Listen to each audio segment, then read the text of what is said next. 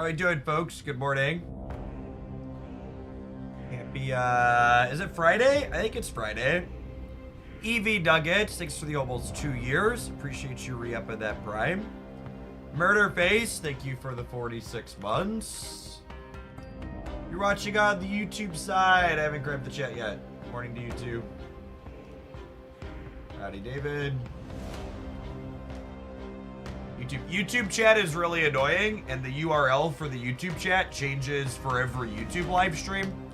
So I have to manually go and grab the new chat URL to re-embed it in my OBS. Murder Face, thank you for the almost 4 years. Frejana, thank you for the 14 months. Howdy, howdy.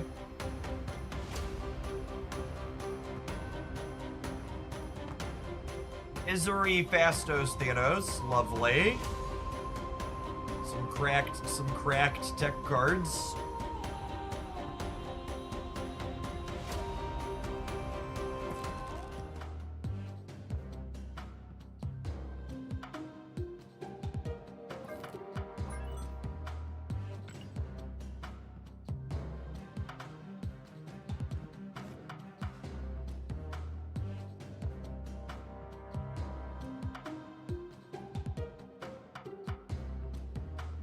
Sort by average cubes, 100 games. Ooh, that one's actually up there. Not surprised to see Malekith good in a pile like this. Although, is Psylocke weirded here? Psylocke feels weirded here, right?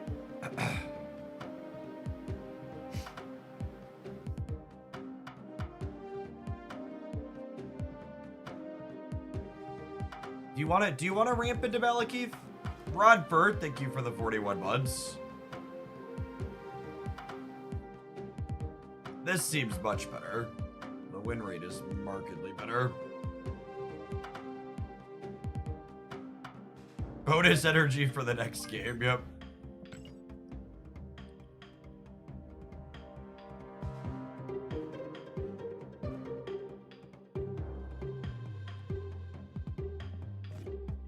To the 41 months, Rodford, good morning.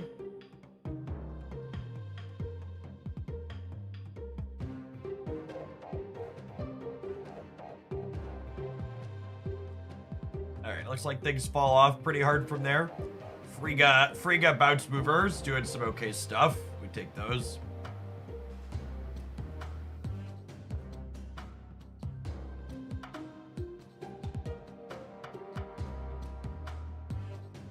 I'd like to dedicate this discard at the actual factual top of the performance chart this morning to the random chatter we banned the other day for complaining they never buff discard. Shout out to the other chatter complaining that they never nerf destroy as well. Destroy here at the action. This is actually the worst performance I've ever seen destroy have. And it's not particularly close. Oh, that's cute. They're playing Malekith at discard. I guess he fishes up a thing to discard with at the end of the game a lot of the time. Yeah, the Suitor deck putting Armor and Cosmo firmly on the map and Shadow King 2 is not good for them. Hey, Dudley, just a screenshot of what boards you have unlocked.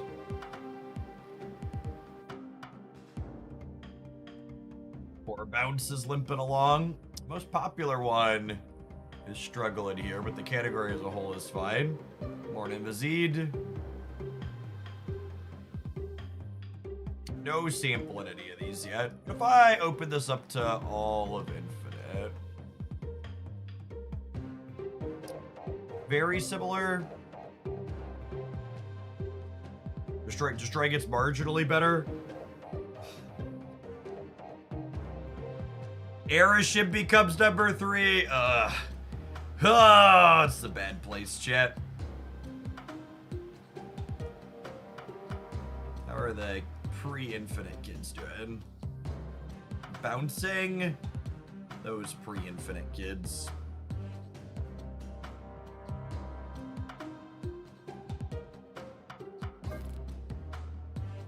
Alright, we have a couple of viewer decks left over from yesterday. We're gonna play some of this, I think, and then I have a build around for Black Widow plus Crystal, which sounds lovely in Surfer. I'm gonna run some adverts for the morning while we wait for. Oh, I put this together. When we get back, we're gonna start with Thanos, so we'll do this as our second one. Thanks for checking out, gamers. Don't go anywhere.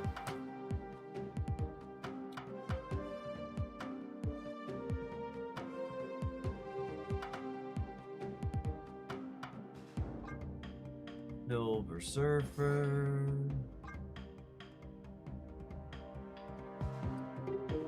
Cheat and look at what other kids are playing in Surfer real quick.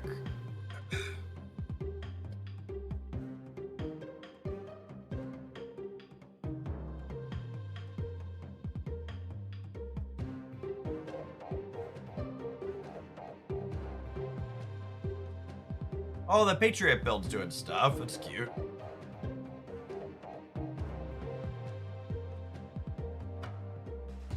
I'm gonna look at 30 days, I think.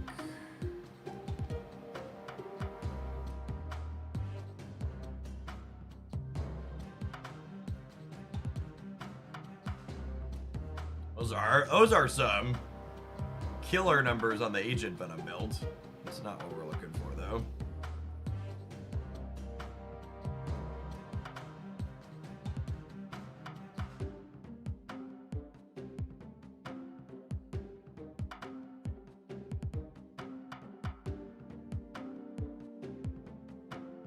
Dream Surfer.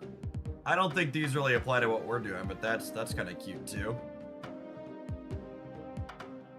I like the idea of this. I grab that for later.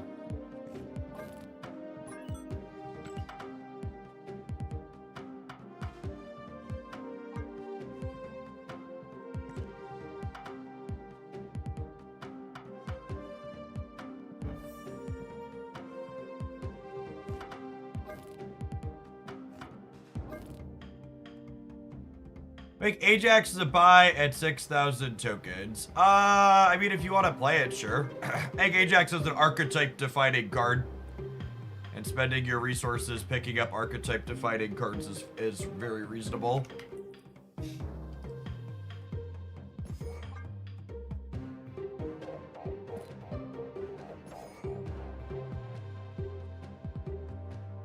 Rude and Sebastian Shaw. A Sarah gamer, probably.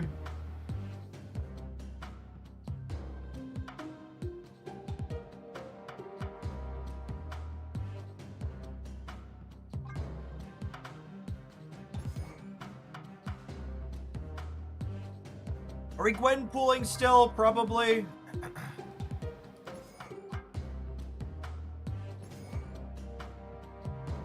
Is Mobius good? Yeah, I guess Mobius is good against Scar stuff, huh?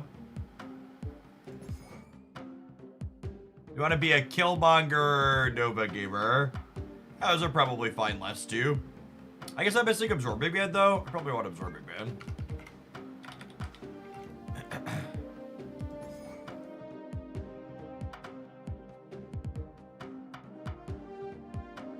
Is Nova Killmonger better than Gwen? Yeah, maybe.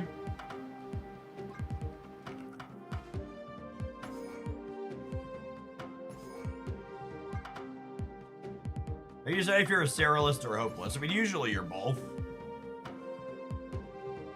You want more ways to be able to Surfer and Absorbing Man on the last turn.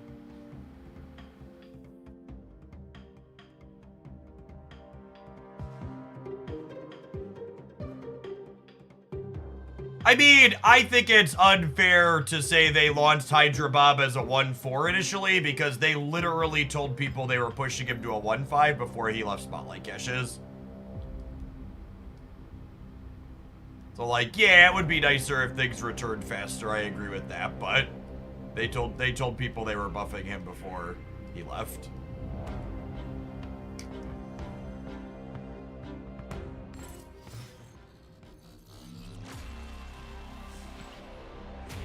They finally put the kitty pride I've been waiting to upgrade in the shop.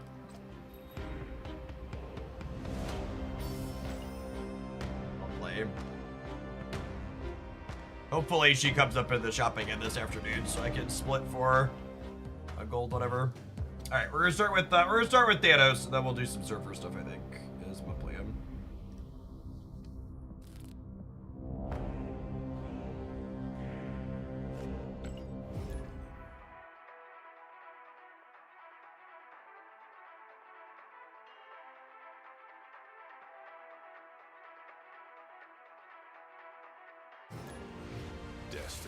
I disagree, Lovejoy. I think changing Black Widow so you can't be Black Widowed several times over the course of the game easily is ideal.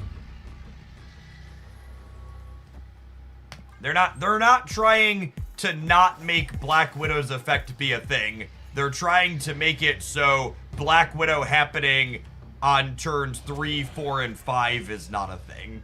Is what they were aiming to change.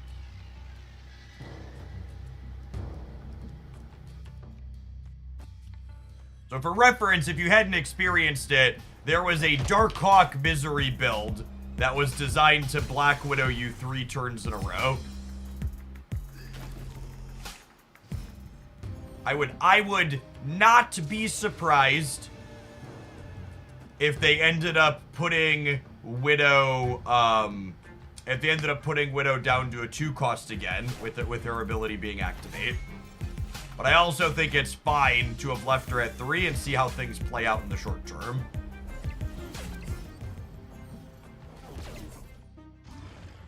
Ooh, piece of candy.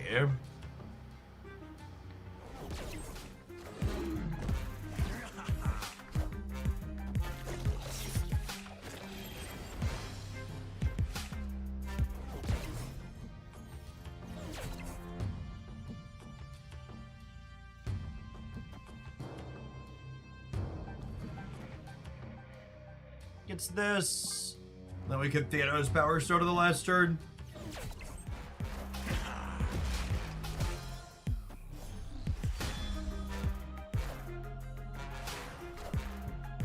You can Mockingbird plus stuff. That sounds lovely.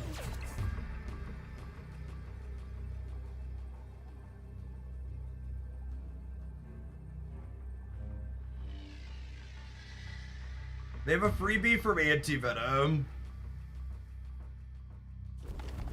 I think they're usually a Shang deck, though.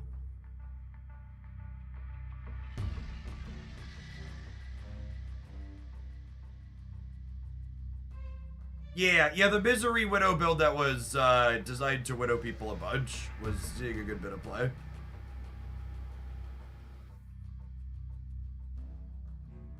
Solid first game for us. Deck looked very clean and cohesive. Nothing too crazy, but just like solid numbers on curve.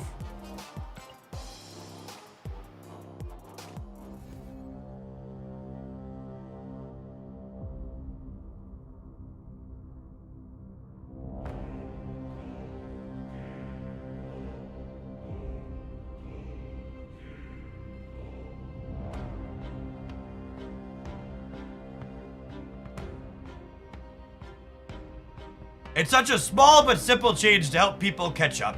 Change the 4th option in a Spotlight Cache to either guarantee a card you don't have or be like 75% to have a card you don't have. I actually think suggestions like that are very silly and show a fundamental misunderstanding of what goes into Marvel Snap's economy. Hedge, thank you for the 2 years. Great Connect, coming in hot for the 10 months. Rodfert with the 41 months. Good morning, good morning. A suggestion like the 4th slot should just be a guaranteed card doesn't meaningfully address either of the 2 core problems Snap has, in my opinion. One, it doesn't really help people catch up a ton because it means you have to have 4 keys to catch up 1 card. And 2, it doesn't help people who are new players get to meaningful good decks faster. The only thing changing the last slot to be a new card does is make it so existing endgame players get more stuff for free. I actually think the endgame loop for people who are regularly playing Snap is actually pretty reasonable how it is. As someone who thinks Marvel Snap's economy needs a good restructuring at the moment, the issues it has are not for the people who are regularly playing. The issues that the Marvel Snap economy needs to address is new player onboarding and returning player catch-up.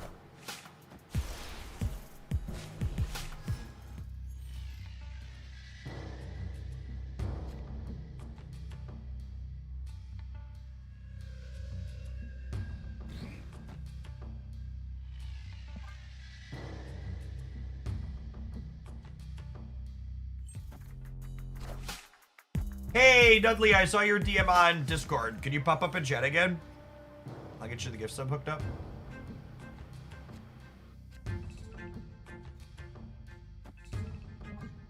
I'm curious to see if Black Swan feels useful and relevant in this deck.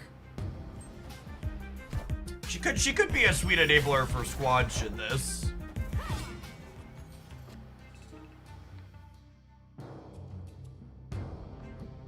Actually, do I do this now then, since I drew the Mind Stone? I think so, yeah?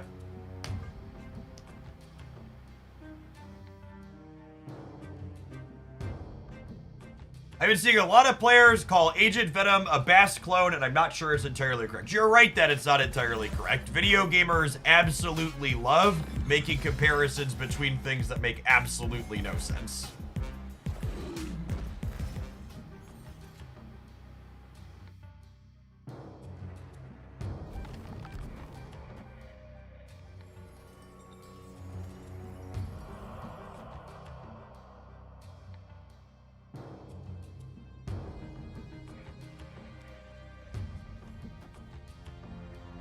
This will make both of these free plus blob, yeah? This is kind of a gas turn. I think it's the same except for it's completely different. It's completely different. You're right. Now, what people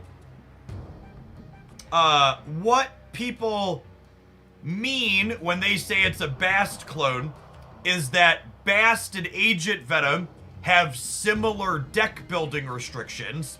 But that was true even when Agent Venom set power to 4 as opposed to 3. The deck building restrictions were very similar.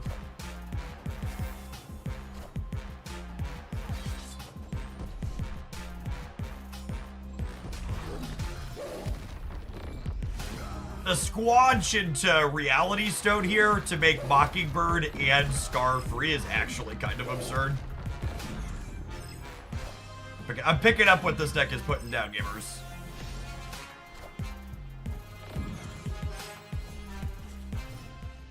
Shuri's Lab on the right is like not ideal for us, but I don't see how they win here.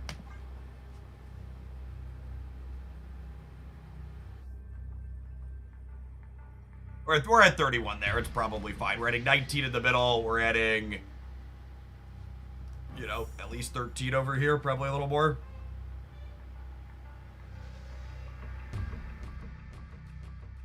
Yeah, if they're beating 31 on the right, they're probably not winning either of the other two.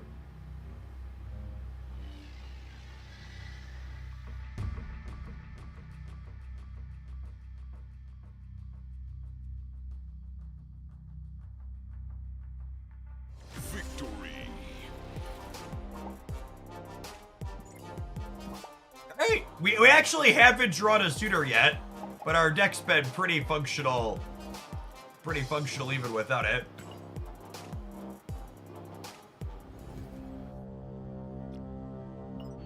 It's good. Oh my gosh, we completed an activate mission too? Must be Christmas. Epic. Epic.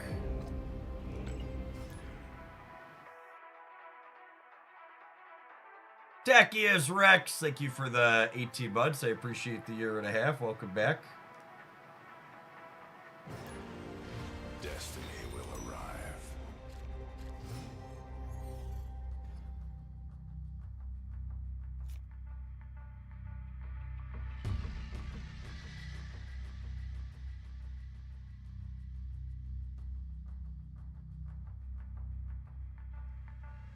With Okoye in hand, I'm actually going to lead on the Power Stone, so we want the draws after we Okoye.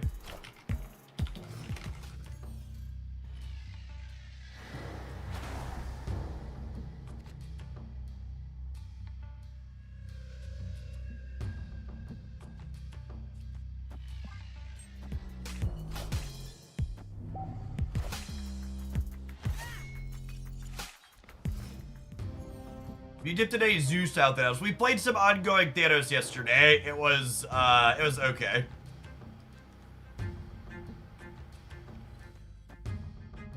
If I play here, I brick a draw, so I think we're waiting on that.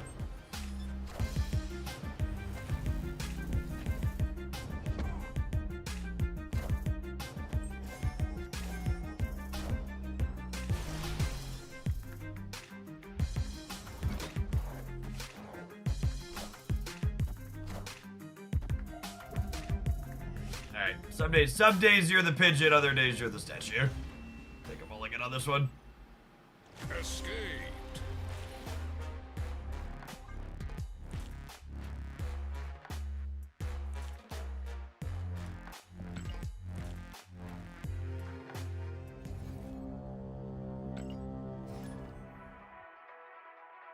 They gave Brick the draw anyways, and gave them... Honestly, the fact that they diffed us 4 points on the left was a bigger deal than the Brick draw. None of it was good, but it was extra bad.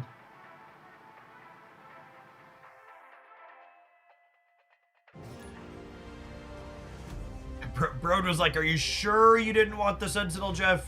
Are you sure you're sure?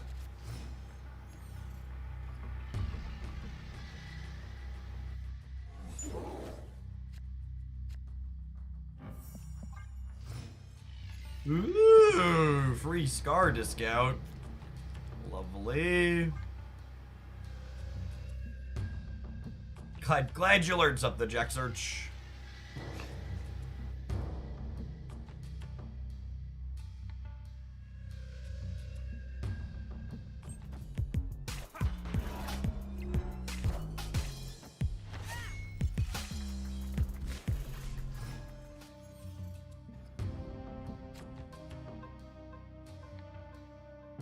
Oh, bro, I'm begging you, stop putting cards in my hand. Hands and knees.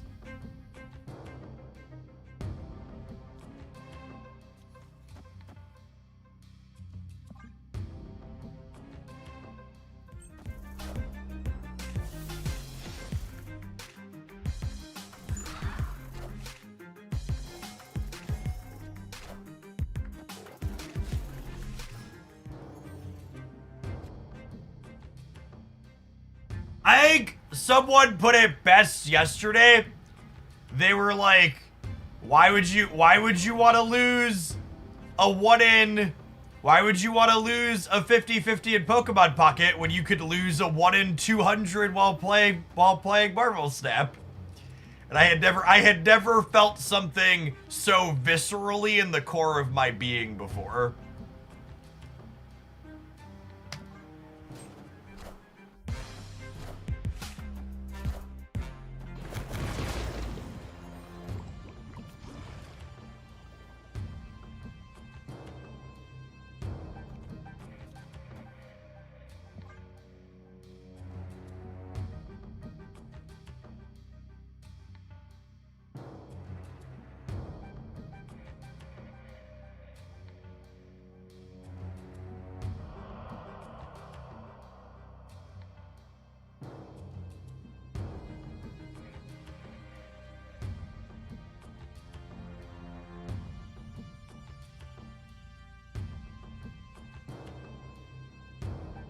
Marvel Snap is a native PC client, Drumkilla.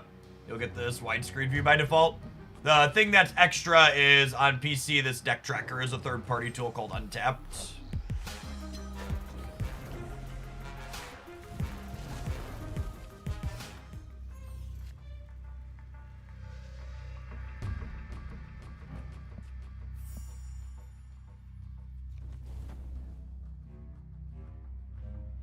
Are they ever an Alioth deck? Honestly, that's not really terrible for us. I'm gonna add 9 more over here with the suitor.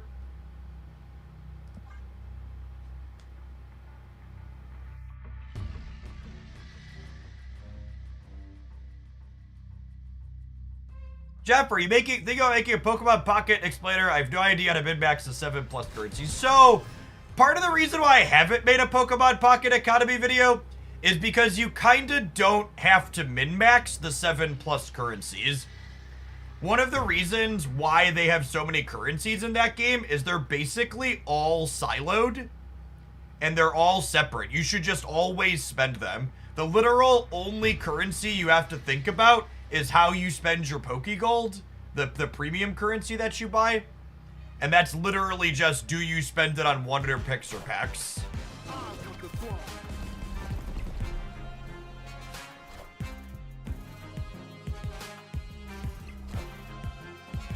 Oh yeah, absolutely dominated. Oh wait, actually, because of the Soul Stone, wow, we barely win because Blob actually isn't 10, I don't think, right? Oh no, no, I forgot. What did he eat? I thought he was gonna be smaller. That's fine. We are good either way.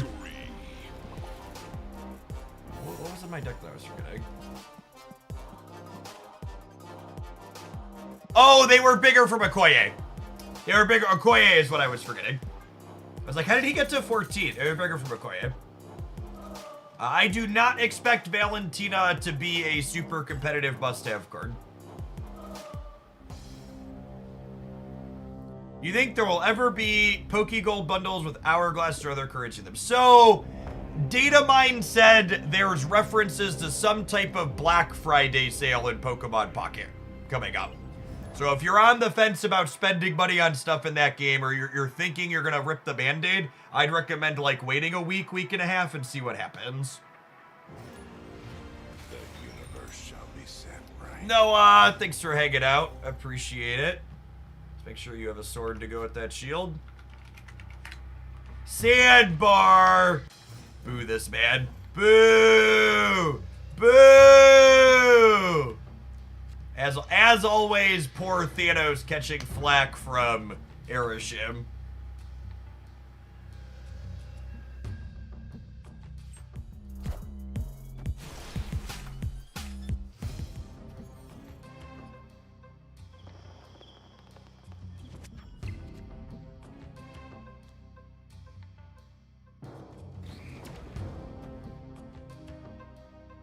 Yeah, let's just fill this and search the queue.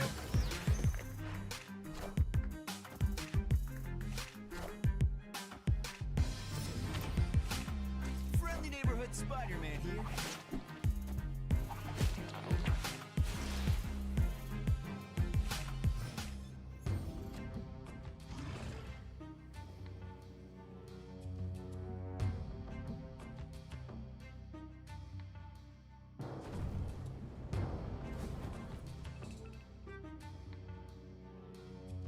Oh, wait. This works how I want it to, yeah? Actually, what if I do this? Does this not work how I want it to?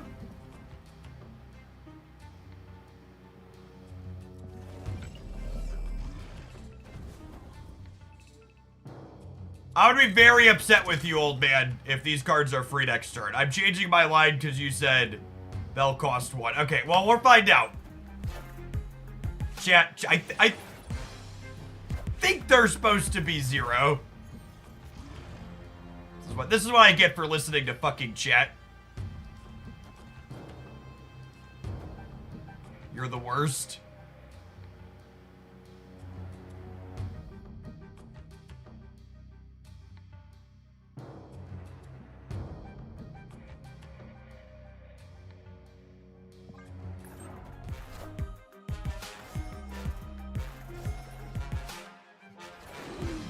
And if you're responding to someone else in my chat, and you didn't use the reply feature or tag them, it's your fault, not mine, when I blame you for making a bad suggestion. Also on you.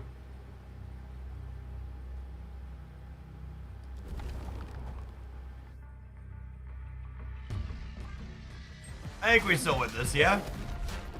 What did they play on the right? I'm so confused. I see the way. Uh-oh. Why is there a Heimdall in that deck? Victory. I mean, classic Heimdall lose the game, but why is there a Heimdall in that deck? Yeah, maybe they must be farming bounties, yeah? No, they're ranked 200.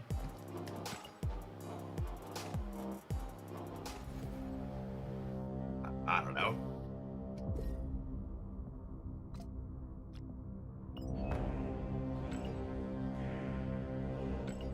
The Black Swan's actually been much better than I was expecting her to be so far.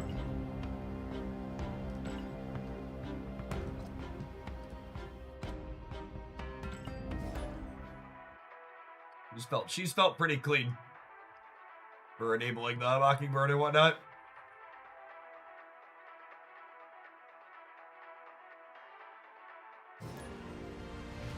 The universe shall be set right.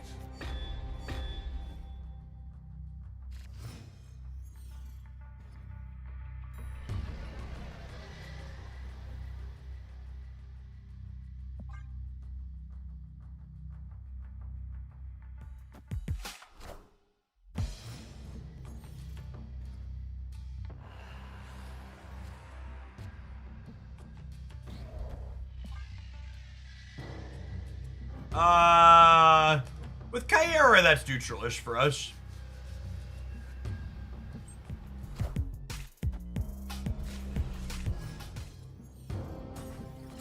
For any stone here.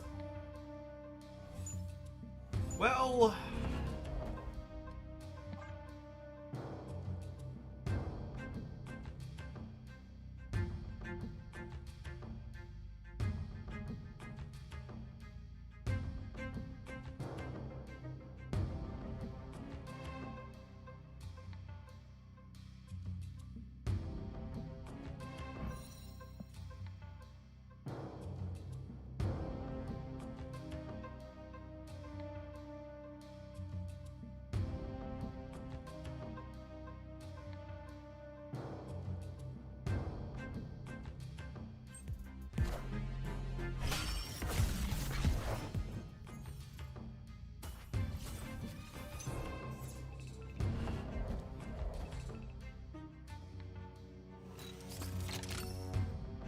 Alright, I want to do this next turn, so that way we can guaranteed play out whatever we draw.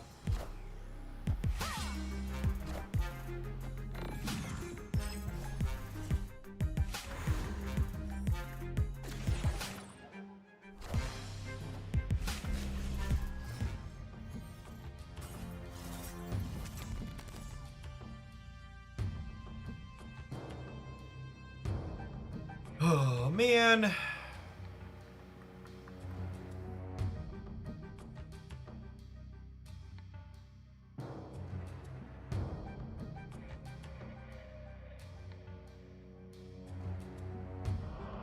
Yeah, I can waste Nico's draw too, that's true.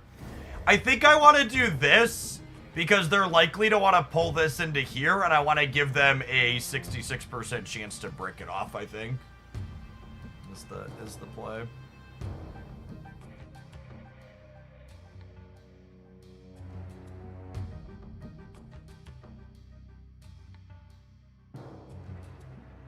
Mockingbird's a 6 cost. Yeah, I'm aware. I don't want Nico's effect to go off. I'm not trying to draw. I'm trying to play 2 cards to keep Sasquatch as cheap as possible.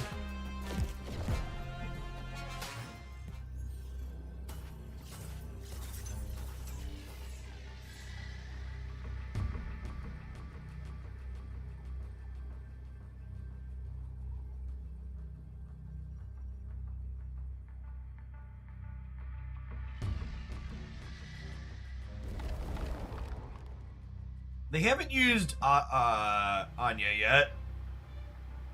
I think it's still just this.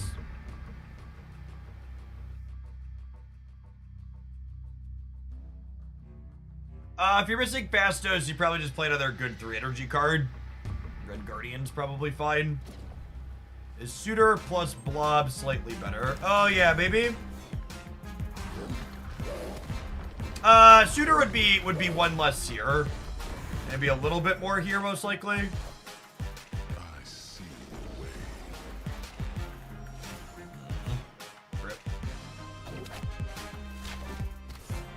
Wait, what? Honey. I was concerned that Heimdall was gonna win the game there for a second. Thankfully our opponent pulled it out. Thankfully they found the line. What did you want them to do, chat? Not activate their Anya?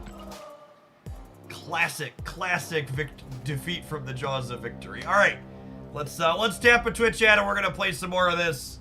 Build actually seems really sweet. Thanks for hanging out. Gamers don't go anywhere. Feels good to play some good Marvel Snap this morning.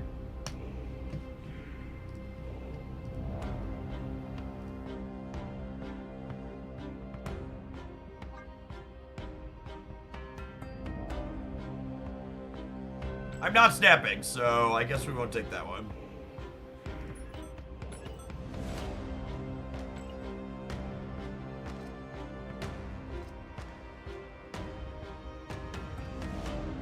Beep, beep, beep, beep.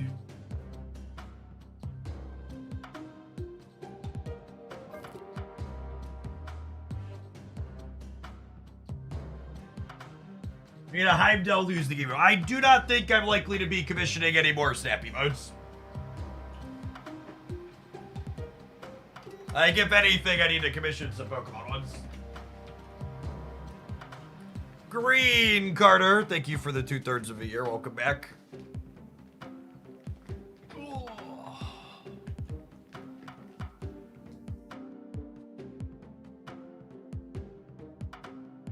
Do we need to bring back the garbage emote? That's definitely one thing I didn't miss from a traditional TCG in Snap. Is Snap, or Pokemon Pocket having garbage time is eh.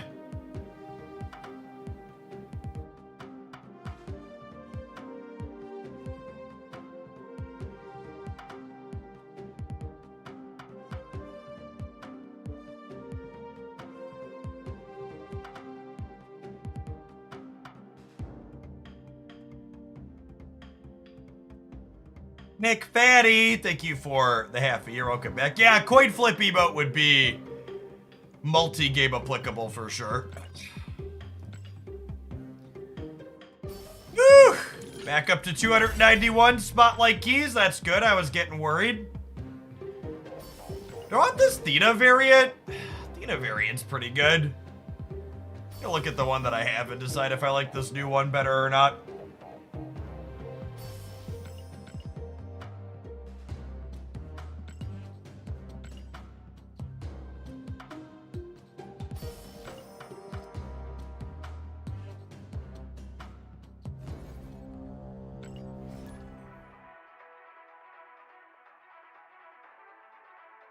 Ooh, Dizzy Kangaskhan's a good one. Nothing super noteworthy in the untapped dive. Classic discard was the strongest performer, and Destroy is currently having its worst performance I've literally ever seen.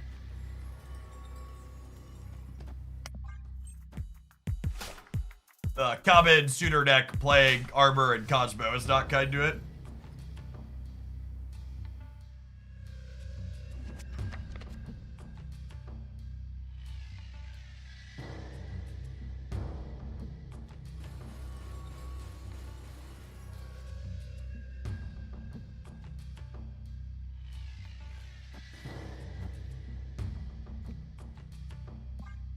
Treat Nico for the Quicksilver here.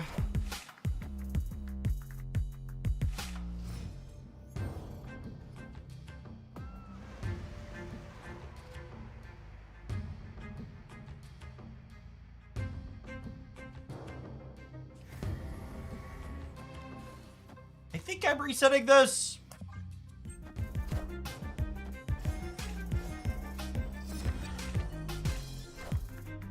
Oh, I should have done that in the other order.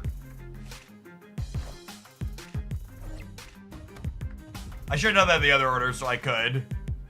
What's it called here? Reality Stone here. I'm also out of rocks in my deck.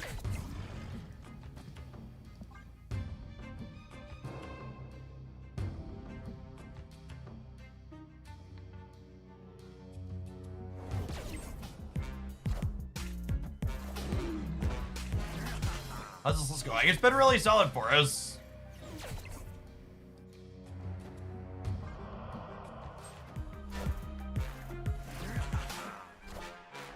Power must be controlled.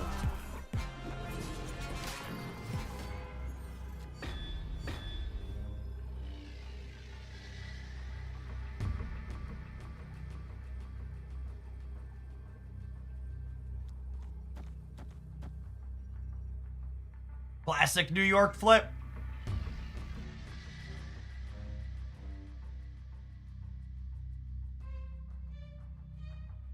Thanos now draws himself for free at the start of the game like Agatha. So he's an additional card in your hand. He doesn't replace a card. So he doesn't hurt your consistency nearly as much.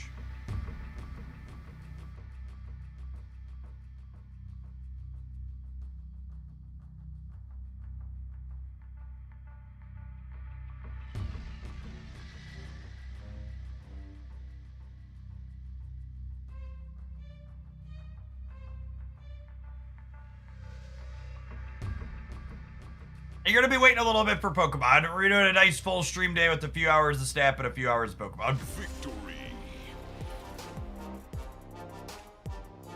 Snap's been solid this morning. I expect we'll be here for at least 3 hours.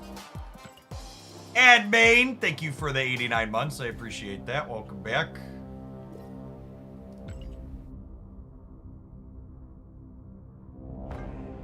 Yeah, I think the OTA was solid. And this is the big thing. But I think thank you for the almost 90 months, Sandbane. Appreciate the, closing it on 7.5 years. Good morning, good morning.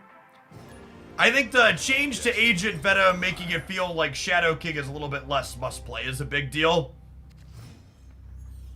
This current deck that I'm playing, feeling reasonable, is a good sign for Marvel Snap in general. Because our deck's not producing absurd, stupid numbers, and it's also not kicking people's sandcastles over.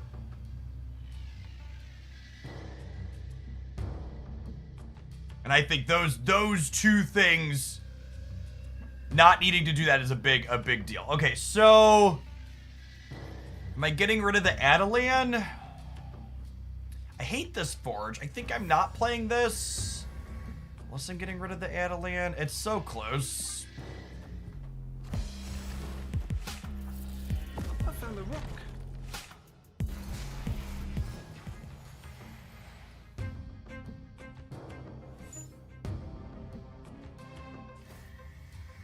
Well, their Darkhawk's gonna be unbeatable, but that was probably always gonna be the case. I think I do this and take 3 Fastos cards here. It's close though.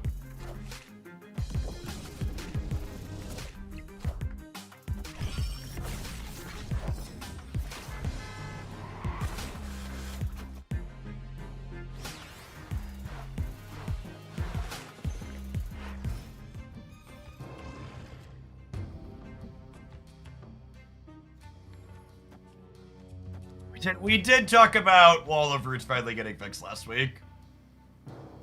Only took 9.5 years, 8.5 years.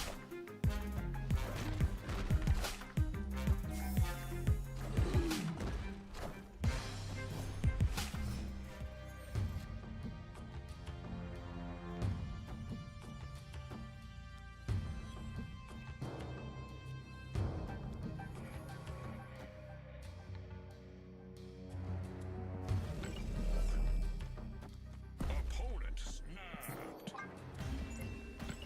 What a dill hole. Imagine waiting this long to snap me. I figure we were just gonna actually get to play the game. That was the point where you finally felt ahead? Okay.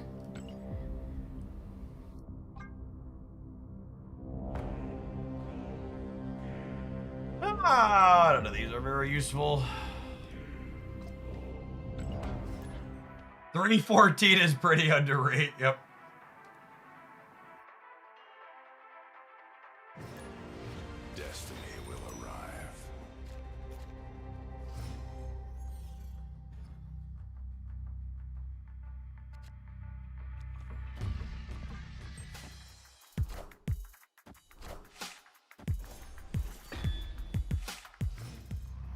This game does not have any catch-up mechanics in it. It's actually something we've talked about a lot recently. In terms of things they need to improve and change. It's a big problem.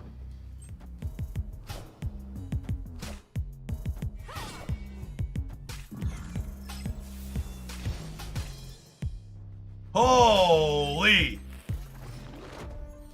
I don't know that I expect our deck to be able to keep up with the numbers output from Destroy.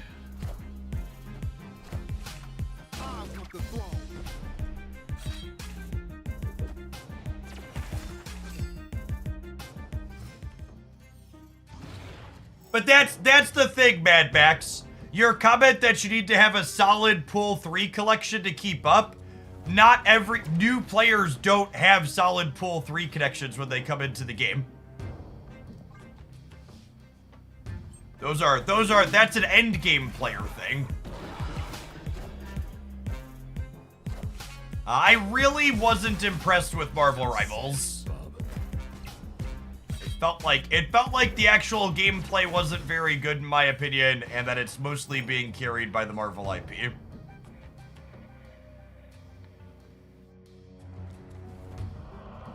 Incredibly whelmed by what it had going on.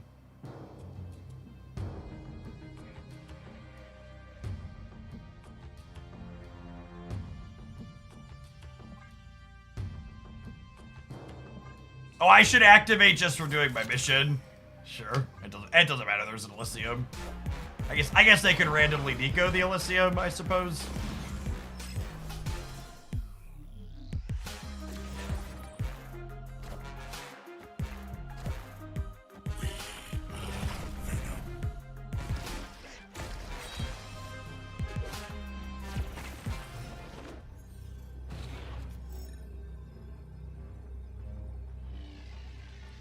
And my Scar nerf means I can't tie them here. I think we're maybe good.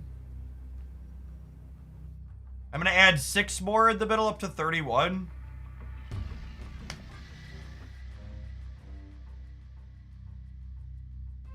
So that's the other thing, James. And so I feel like I need to screenshot your messages here, James, to send to Second Dinner, because that's literally the conversation I had with them like earlier this week. Is you literally can't even spend money in Snap to build meta decks. You have to just play the game for a while. It's structured completely different from.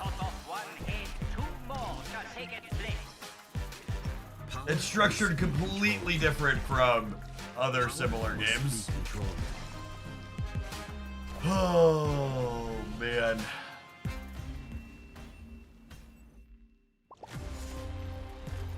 And you have to constantly get emoted by motherfuckers. I can't, it's crazy how much my mood goes okay, Shang-Chi, Arizona feels bad, and then I get emoted afterwards too, and suddenly I go from, my Marvel Snap session was great, we're gonna play for a few hours, I'm ready to close the app and load Pocket right now. I'm gonna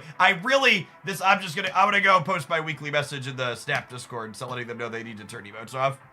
This is my weekly message letting you know that a bad beat compounded by emote gloating makes me want to delete Snap. Please let people opt out of emotes. They ruin my joy so frequently.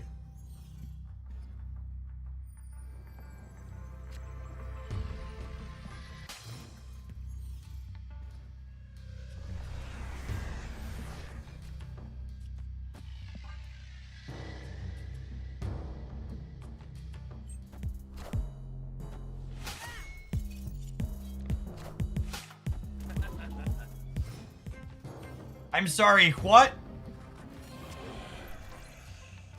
Excuse me?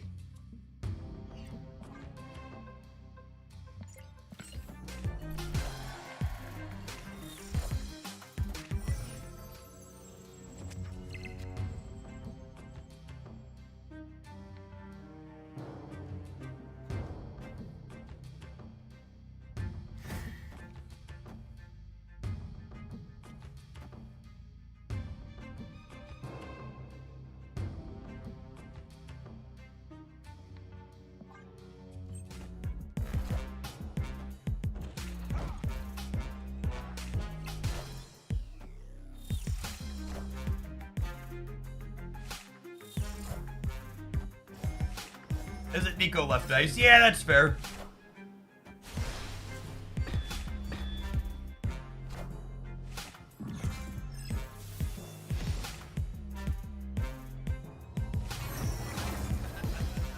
Oh my god, our reality stones have just been absolutely miserable today.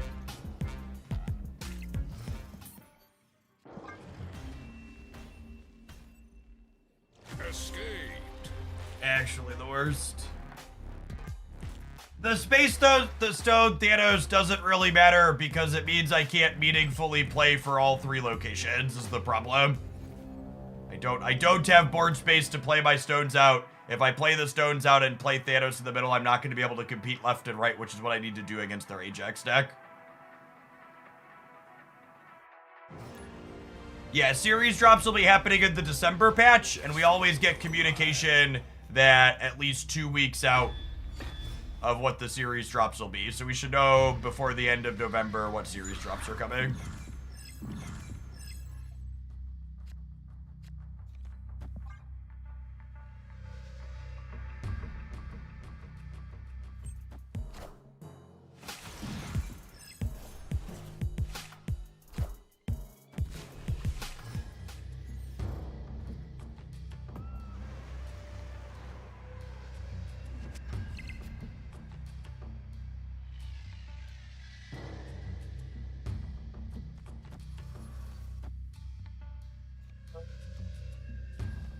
Yikes.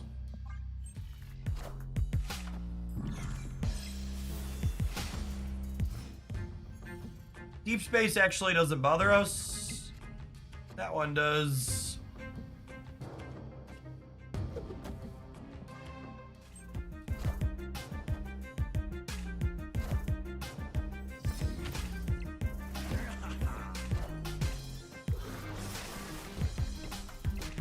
What a game!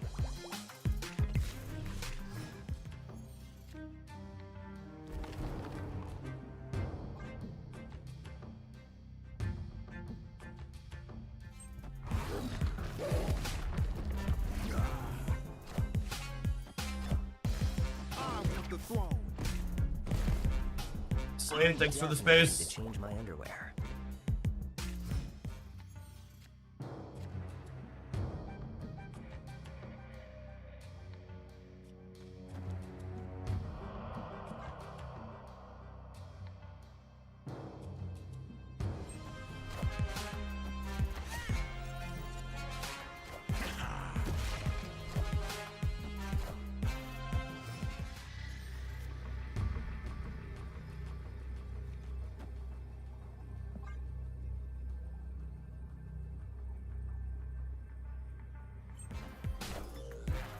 Is the death on one side, something else on the other? Controlled.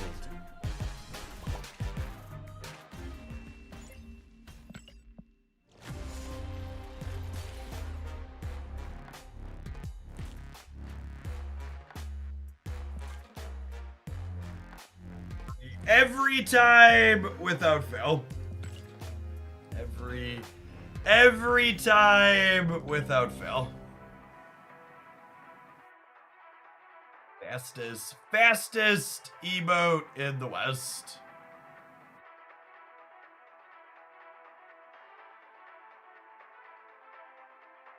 Pockets made me hate Marvel Stat emotes even more. Yeah, because it lets you know that there's a place where you don't have to be harassed by your opponents after they win.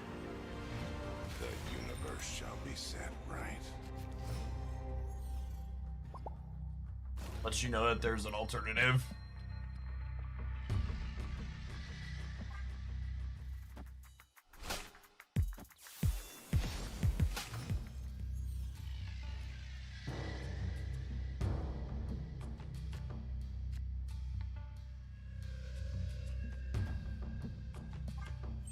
Go draw. Nefastos is cute.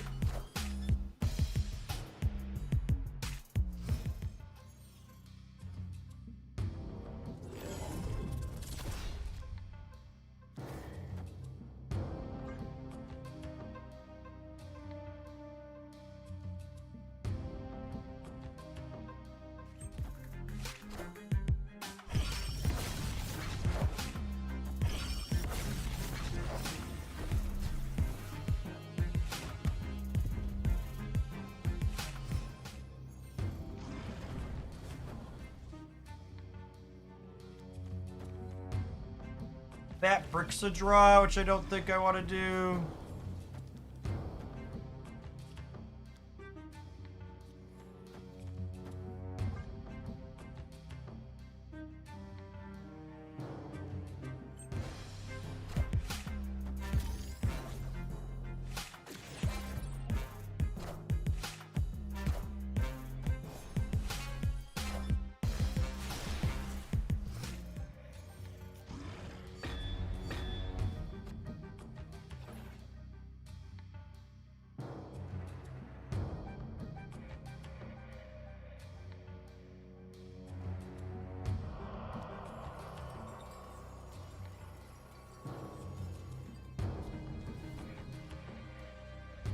If I do this, this goes to 3, and this goes to 3.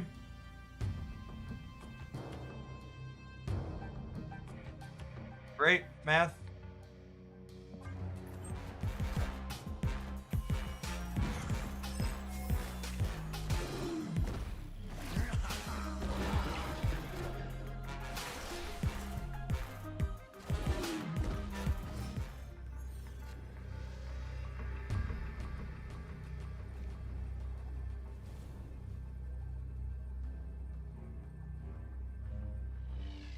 Is reality still good here? Barely been. Victory. I don't even know if it's a juke. I don't think they can beat us. I get to add 17 on the right up to 35. They'd have to have a really high roll blob to beat us there, yeah? Based on how the rest of our reality stone variants is going today, I can only assume they could bag Dino. Yeah, I guess.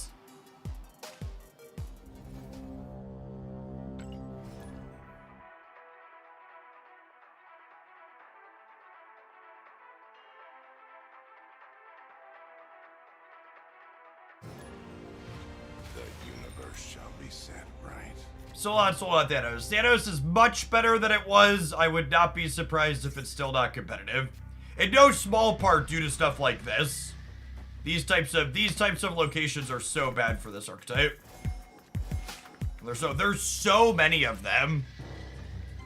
Genuinely, Savage Lands and Central Park both need their how often they appear turned way down.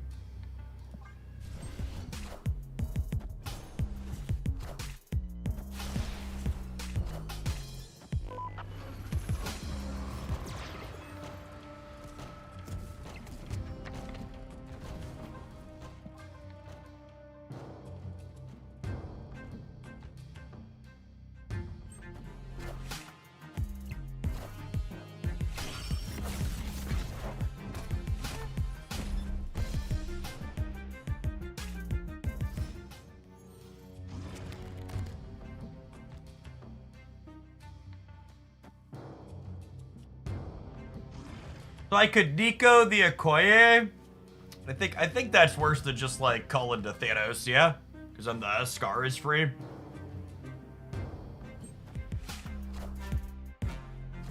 My 10% code on Into the AM is good in perpetuity.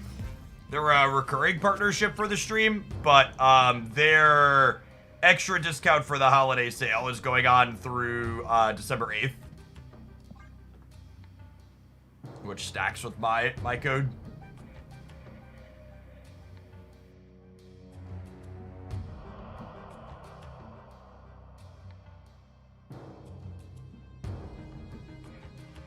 And then we have Scar plus Blob on the last turn to trigger Suitor twice more.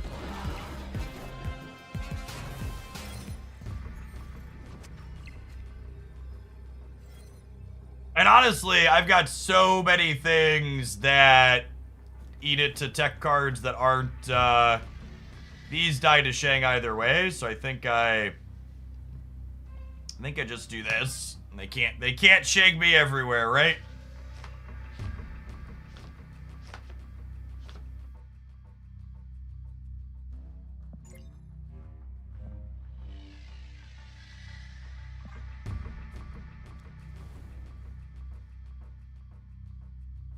Is it ever Kyera?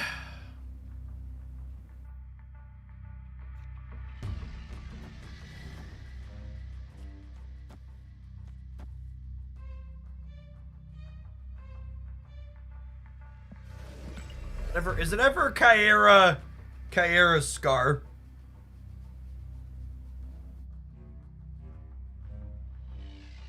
Or is it just Bluff? So, Kyera Scar left beats a Shag on the left. It's also pretty good into Shag in the middle, too.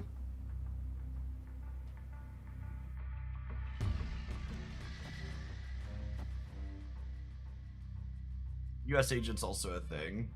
Yeah, but I'm beating US Agent over here, right? I'd be going to 22, they'd be going to 11, they'd give me -8 down to... yeah.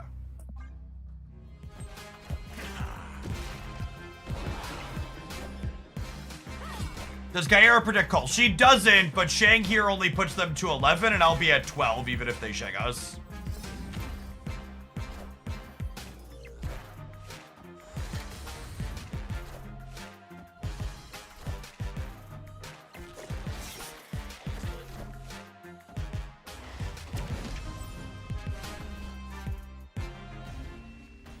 The Shagxiety is real, yep.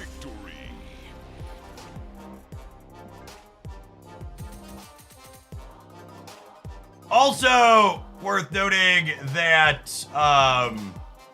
there's gonna be more Shang-Chi in the game starting next week.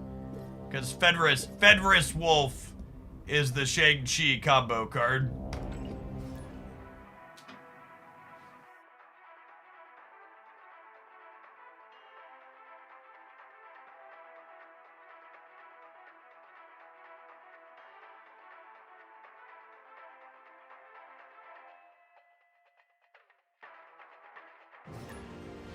Destiny will arrive.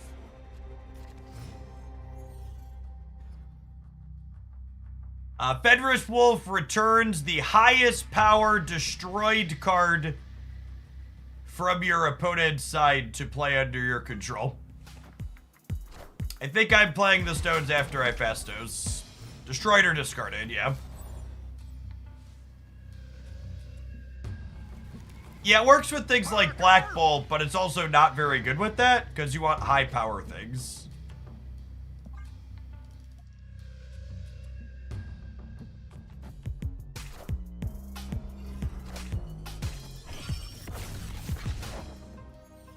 They hit the 1 in 5 to get my Fastos. Yep.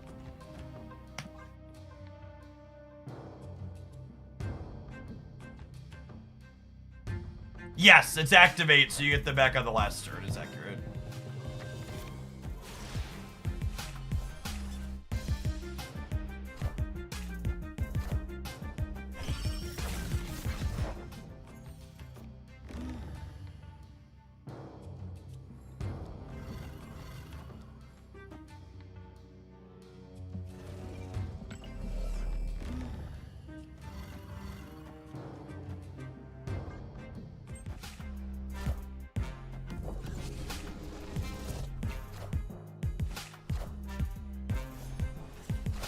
You like that burning Shadow King proactively is good for us?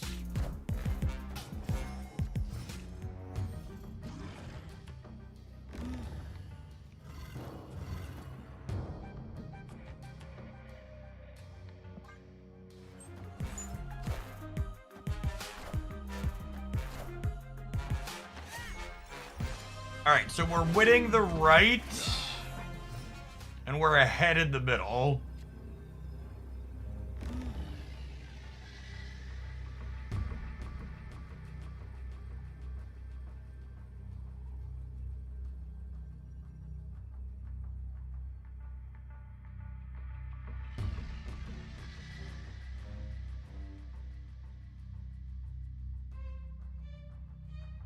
But it says they have 7 energy. That's wrong, right? They also have White Hot Room? Is 23 ever enough? I have 2 cards. Probably enough, yeah. Oh no! Please don't take the text off my cards! Oh no!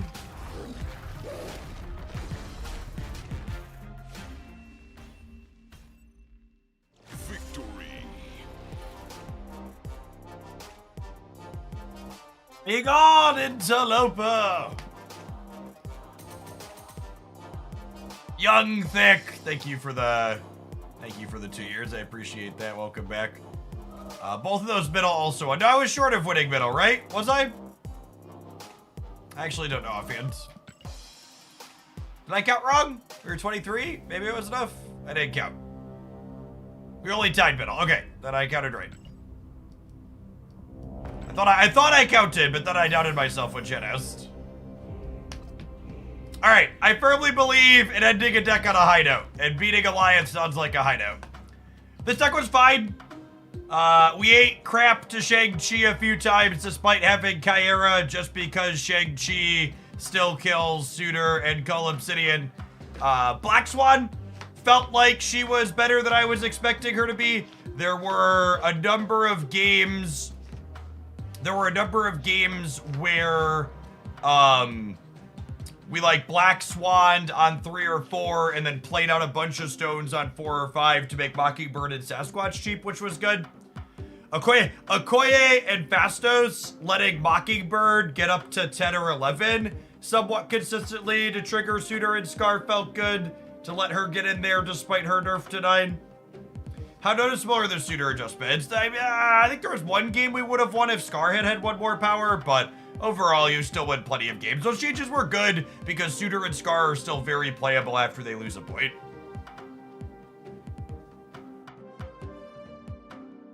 Alright. I'm gonna roll an advert. We're gonna play some Silver Surfer featuring Crystal and Black Widow, because this is kind of a combo. We can activate, give them a Widow's Bite, and then play Crystal so only we draw a card. It's gotta be good, not adorable, right? It's gotta be good, right? We'll see you in 120 seconds to find out. Thanks for hanging out. Don't go anywhere.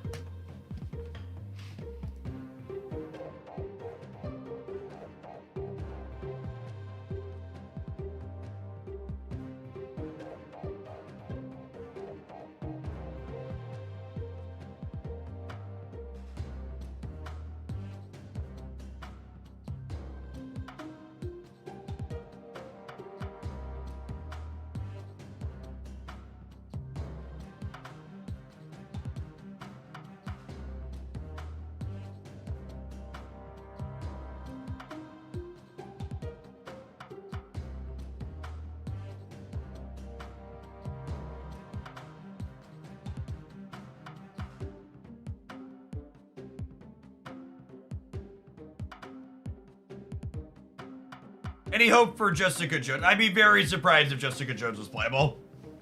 Especially in the Shadow King riddled world in which we live.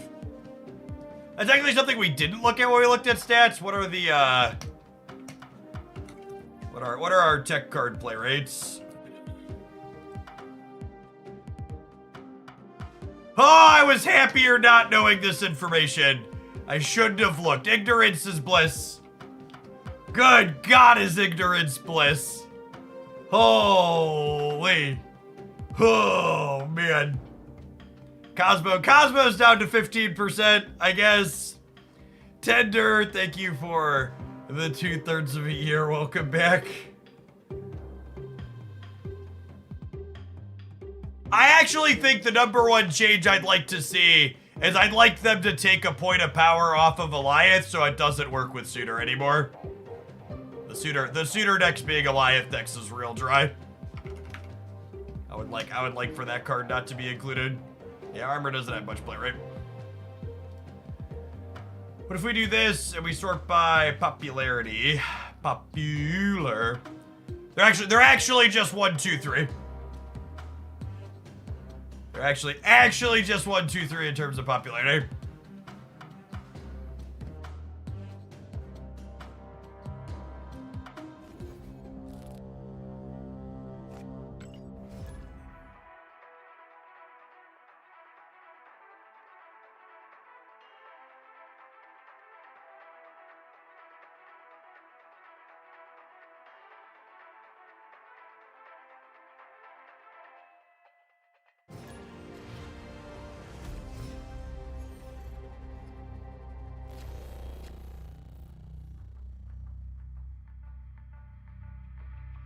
Sumla does. Thank you for the 16 months. Welcome back. We've got the combo gamers.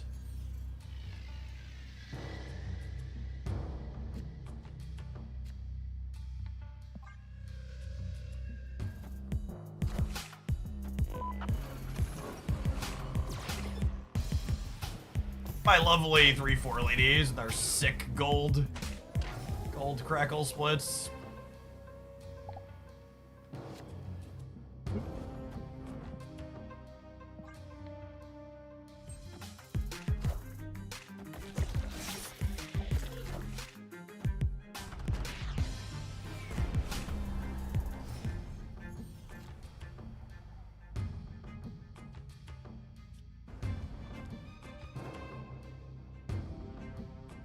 I think it's this.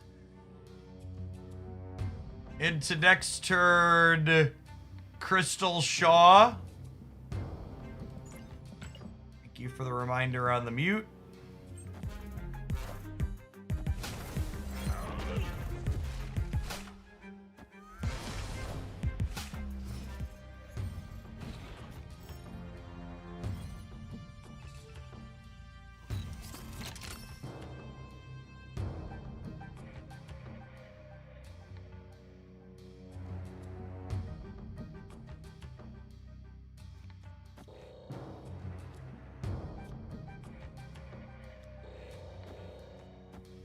This?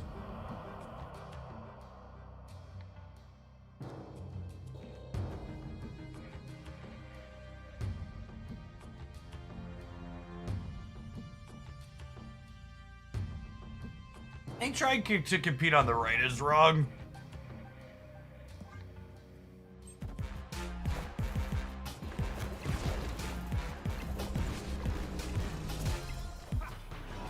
Oh, I need to put Luke in this deck.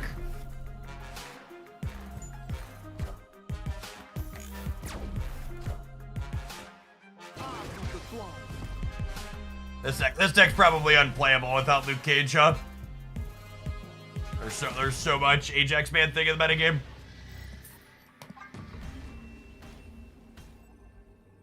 Escaped. What are we cutting? It's probably Mobius, yeah? Thanks, Trench. Appreciate the 5 months. Welcome back.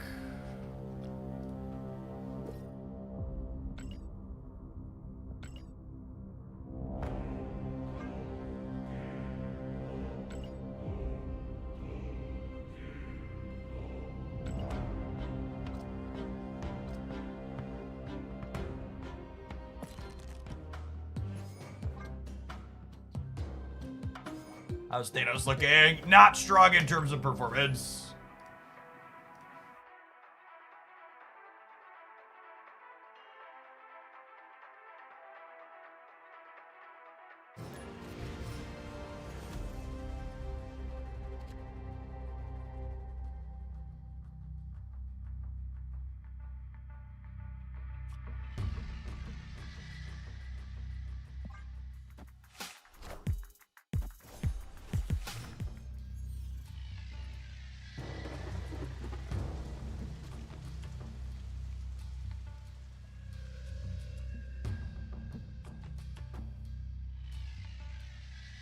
Hey, Ritter, thank you for the 2/3 of a year. Welcome back.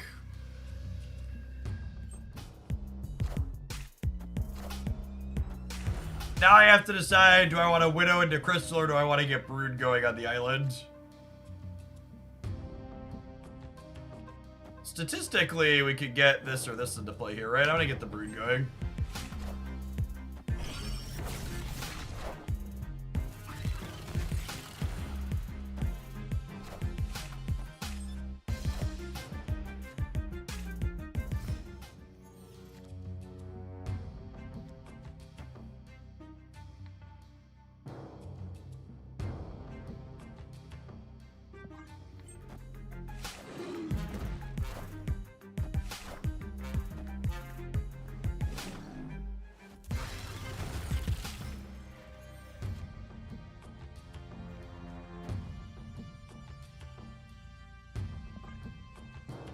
Pretty good spot here then, yeah?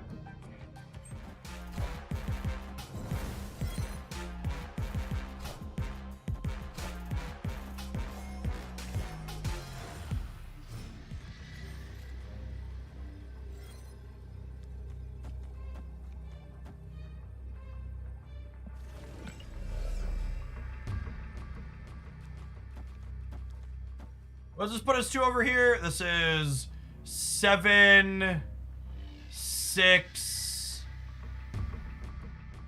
2, 7, 6 is 13, 15 for 13. I'm gonna gain, yeah, that should be good.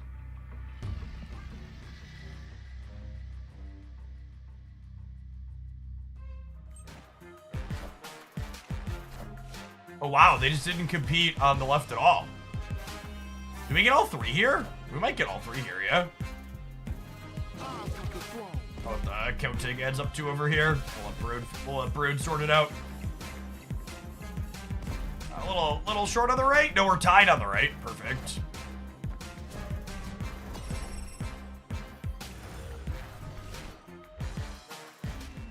Now, you sandcastle opponent, sure would be a shame if something were to happen to it.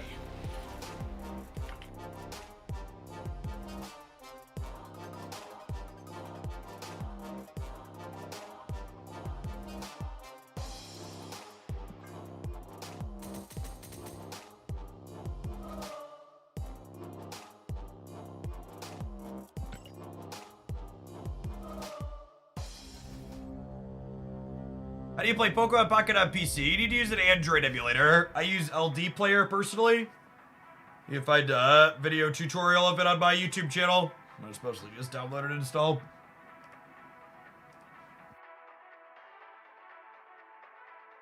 Man, I'm really going to be curious to see what drops numbers look like for Snap next week when they go live again.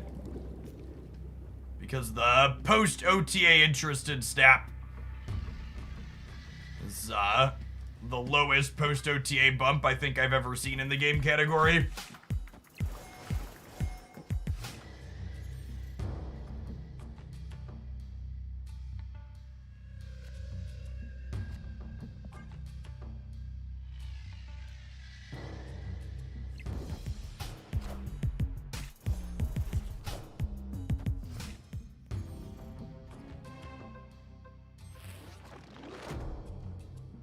It's atrocious for us.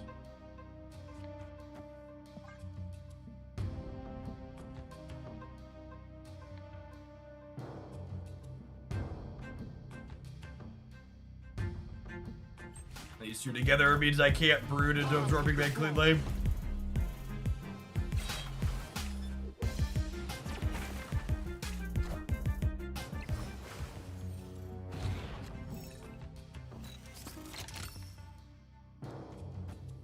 Find Sarah here for next turn.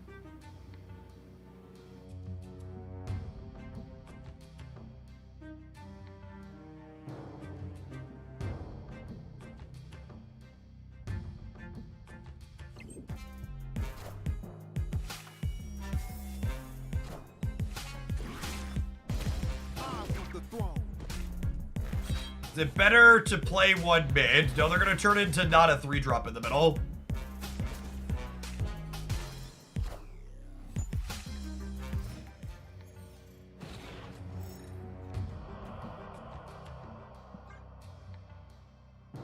Because of the Glintar.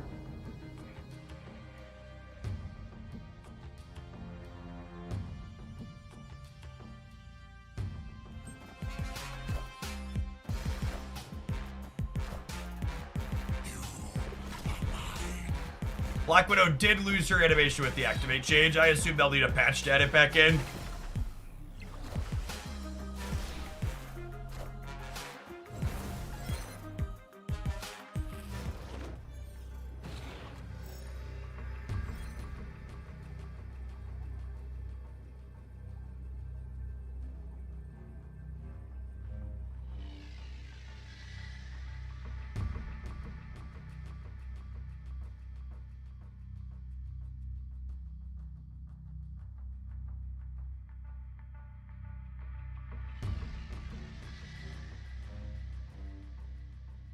The number Forge Brood Absorbing Man. That throws the left, which I don't know that we can afford to do.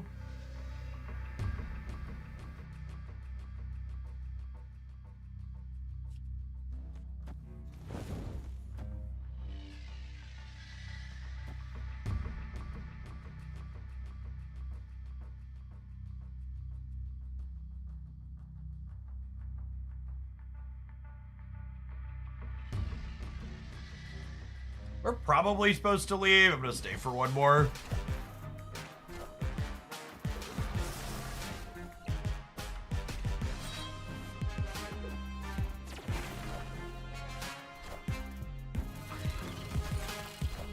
Lost the coin flip on where to play the Hope Summers.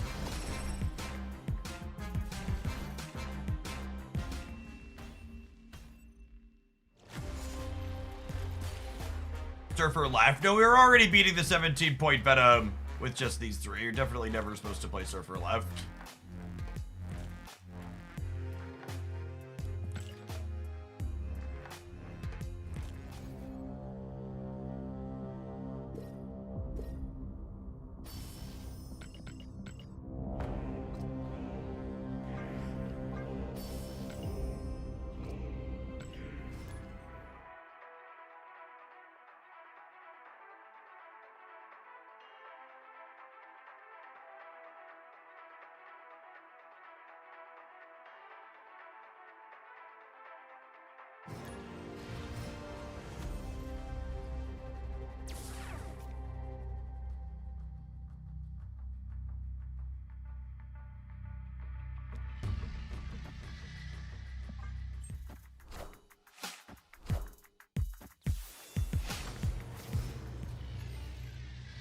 The easiest way from the outside to tell you have no logic, my dearest Twitch chatter, is that you were arguing with someone on the internet rather than being an adult and moving on.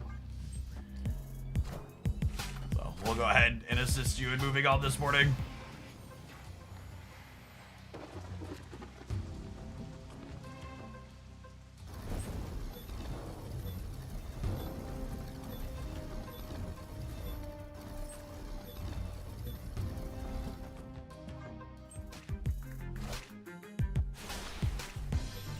So the downside to playing Shaw here is it means I can't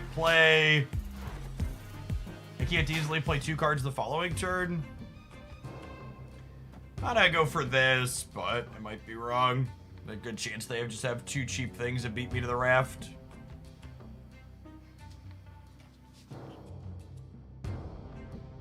I suppose with the Absorbing Man, we just go Brood into Absorbing Man the Brood, and then we double 3 on the last turn. Okay, and they actually chose not to beat us to the raft, which is really strange. I guess they didn't want to lock in a low number of points there.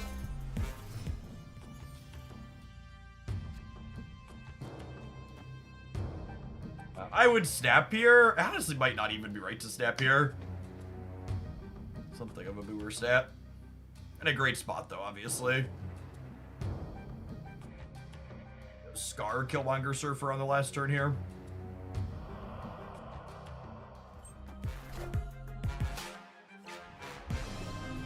Kill Daddy is home and he's having enough of your stuff.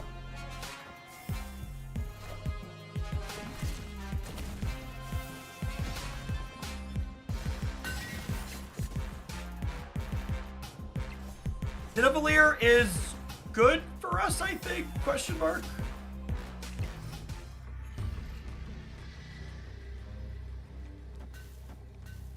Think about this.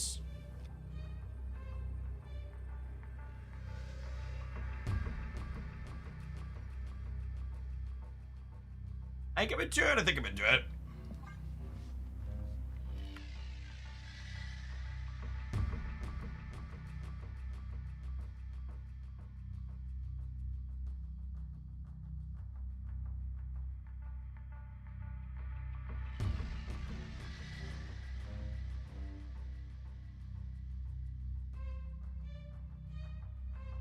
Victory.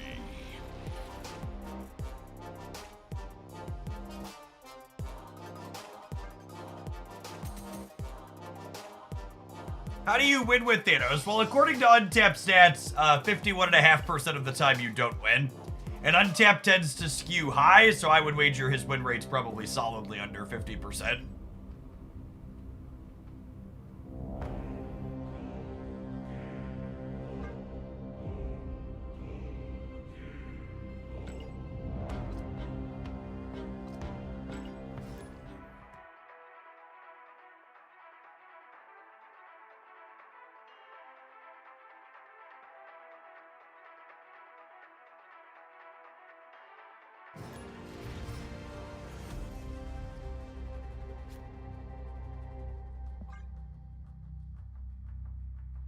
That is a terrible location for us.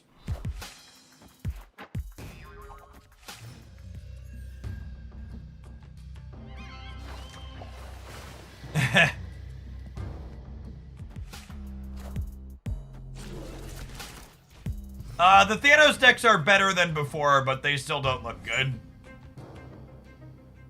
Is the TLDR.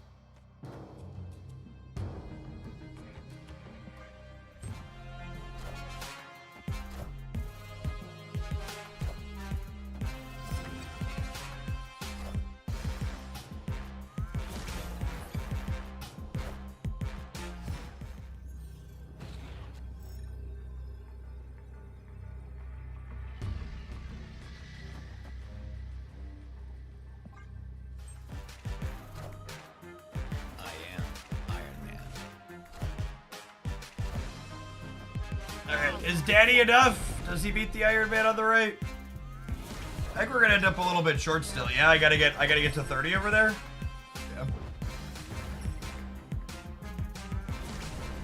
Yeah. Freaking set of Marvel locations. So, our points don't count here, and I couldn't have text here.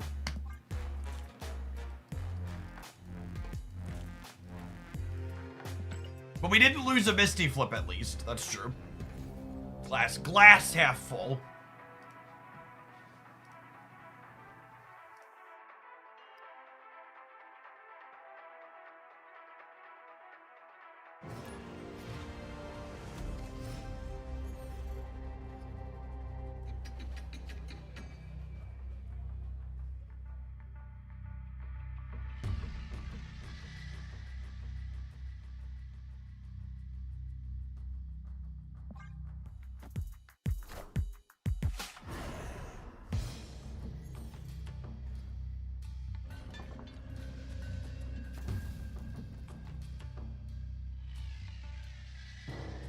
Vibing on this for now because I want to play it into the Hope Summers path on turn what's it called?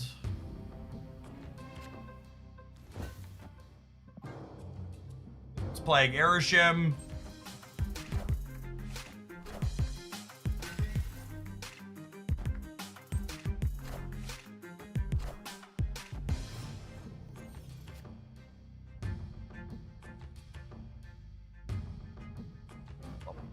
Scar, appreciate you.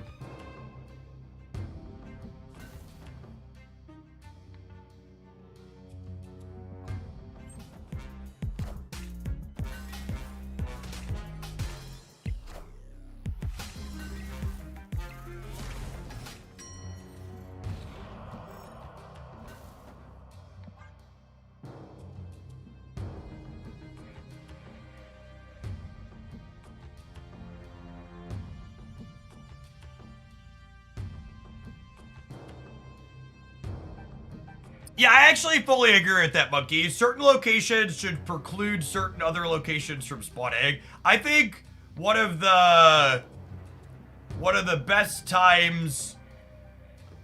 things they could do for this game in terms of balance is they could assign some type of variable to locations, and then certain locations are more resistant to appearing with each other simultaneously.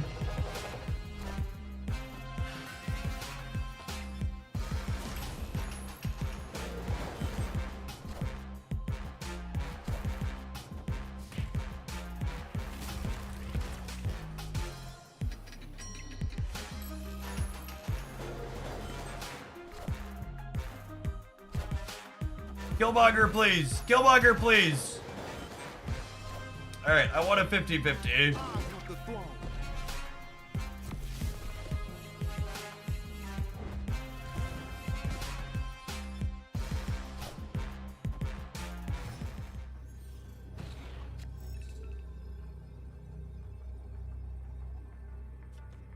Does this even win is the problem? Their hand was empty at the start of the turn for reference. So Brood left puts me to 11, and then I go up to 19. So does the average card in Marvel Snap have more than... Oh, Activate Shrinks Dracula. Sure does. We are the future. What a freaking Marvel Snap play. A play that only an Airship gamer could make, huh? I have no idea why they chose to lose to Magneto in the center, but... Victory. I need to remember to mute people.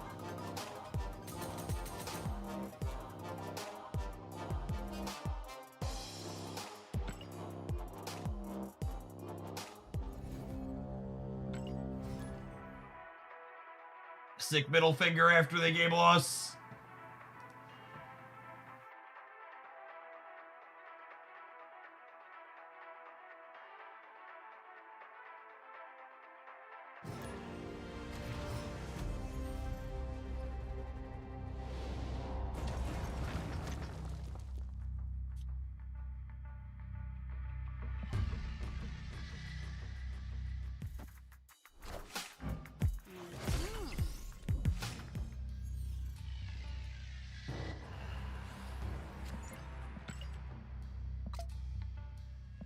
Opponent is collection level 900. I really gotta say, after playing a ton of... Like, for a long time, I didn't play a lot of ladder. And after playing a bunch of ladder, I really have to say I feel super validated. In my opinion, that was always, I don't know why people act like the ladder is different than Conquest. Because the only thing that's markedly different than Conquest is that inside of the ladder, I regularly queue into people like this that are new players that happen to have laddered up. And then I feel genuinely bad that I'm sitting here beating them up with my pile of expensive good cards.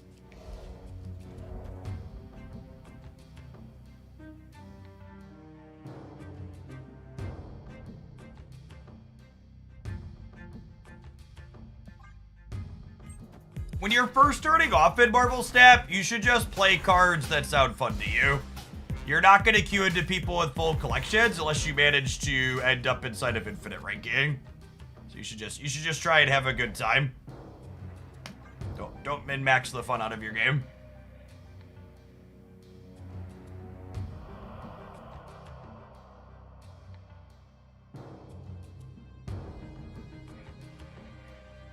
There's no collection level based matchmaking inside of Infinite because of competitive integrity.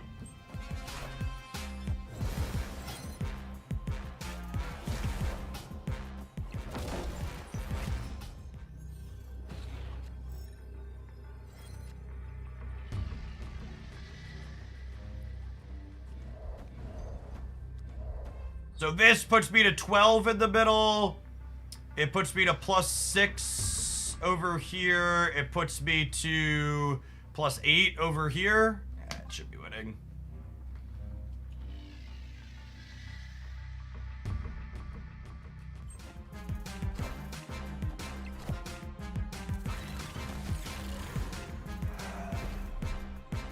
Okay, now I feel bad. They would have beaten me if they would have played on the left, yeah? If they would have Spectrum left, they would have been 4 on the Ant-Man, and this was 7, 8, 9. So they would have been 9 and 4. They would have been 13. They would have been 19 here, and they would have been 15 here in the center. We'd have lost to their new player deck if they wouldn't have played into their own Cosmo.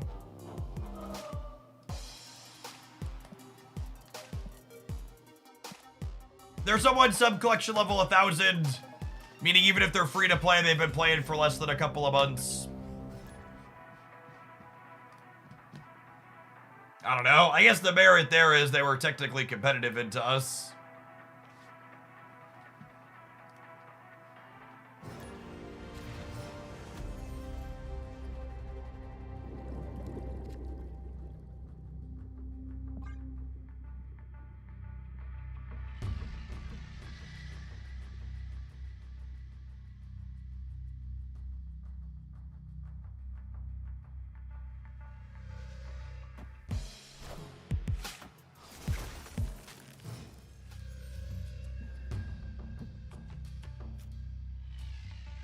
I think you're overselling how easy it is to get to infinite even with bots Chuki for people who are below average at card games. I think even with bots included, most people aren't making it to infinite.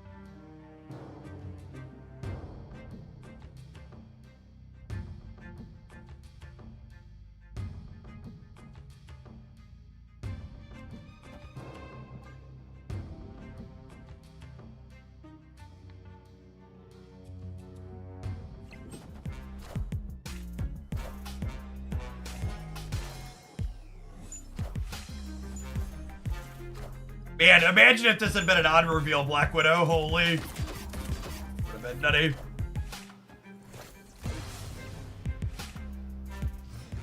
How does deck building typically work in Pocket? Do you need to wait until you have certain cards to put a deck together? I mean, like any card game, there's gonna be certain cards that work ideally with each other versus not.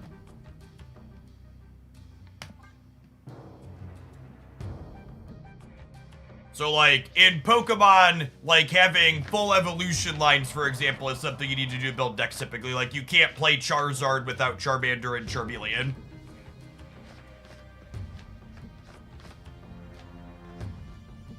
My plan is to kick over to Pokemon Pocket somewhere in the 11 a.m. to noon hour. Central, in the next 90 minutes or so.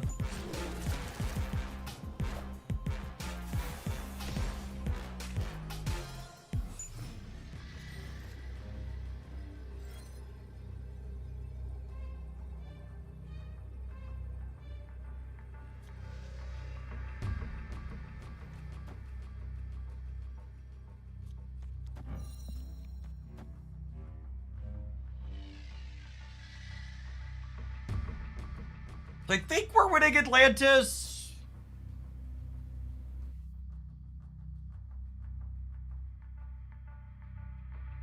There's a chance we lose both of these. They've got nothing. Easy game.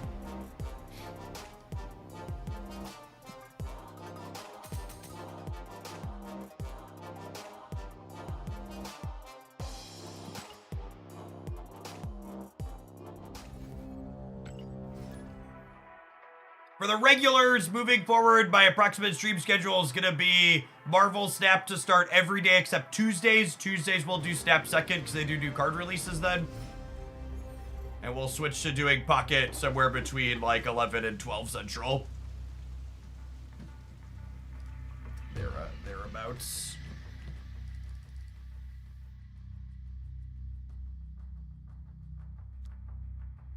I'm gonna wait on the Nova so we can play it on to Hope later.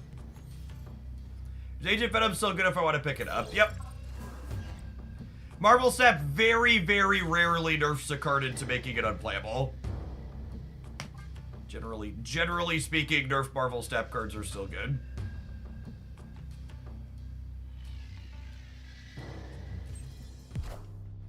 Hey man, I'm cook.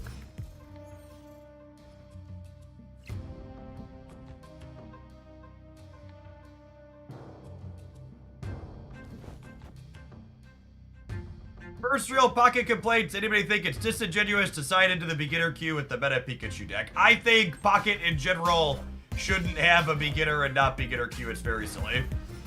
They should just have MMR based matchmaking where you queue into people based on what's appropriate.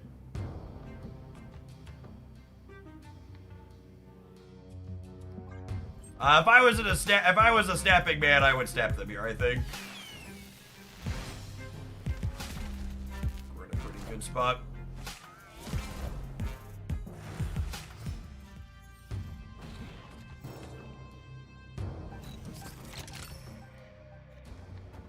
Sarah's lovely. With the hope it means I can play all three of these next turn.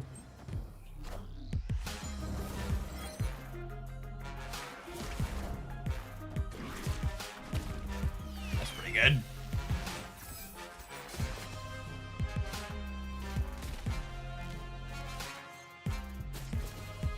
Zeke, thank you for the year and a half. Welcome back.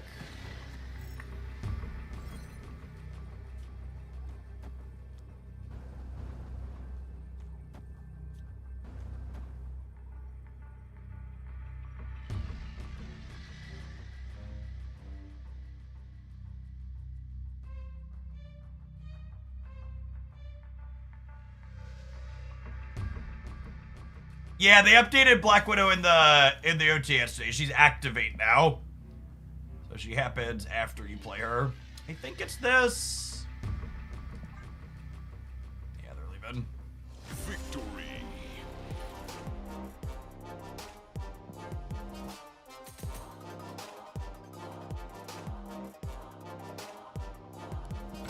I don't know that Black Widow Crystal is meaningful in this deck, but Surfer is definitely still pretty solid. Let's go ahead and take our pause for the cause and roll some ads. We'll do another set with this one when we come back.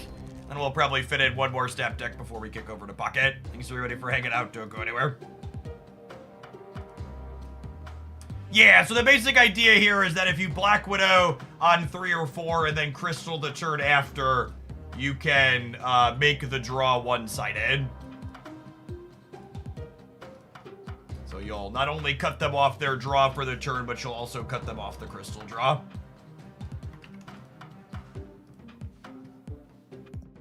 One kind of like upside to her change. They also gave Crystal an extra point of power in the patch. There's a very real chance that this deck is better with just like Mobius and another good 3 over Widow and Crystal. But it is worth noting that, you know, the Surfer deck does like drawing Surfer more often, so it's not like we dislike the card draw.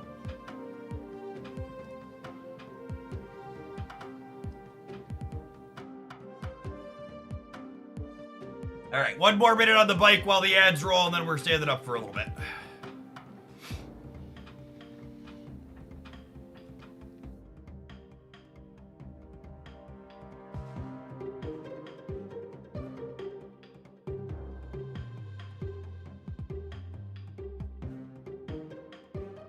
What happened to Conquest content? I enjoy Conquest a lot less when there's so many polarized matchups.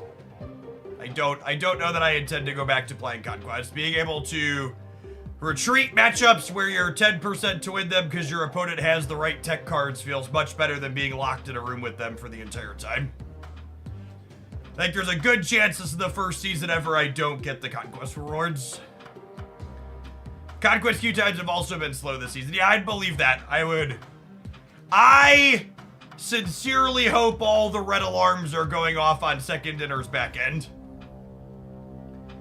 I'm going to be really curious to see what Q4 2024 revenue metrics look like for Snap compared to previous months.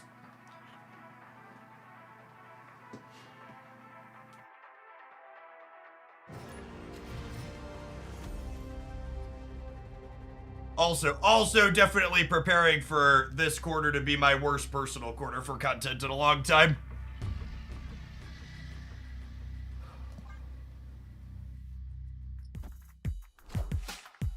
scene! No, this is an arms race, chat.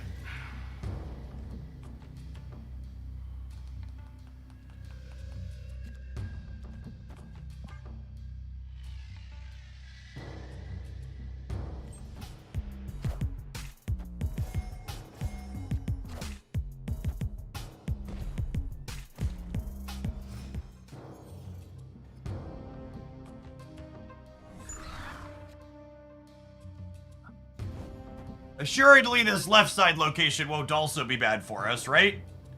Right?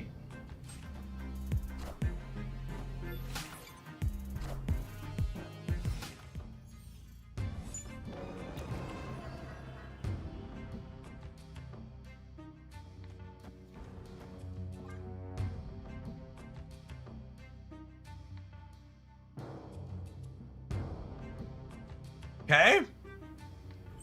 I think that favors their deck overall, typically. We'll see.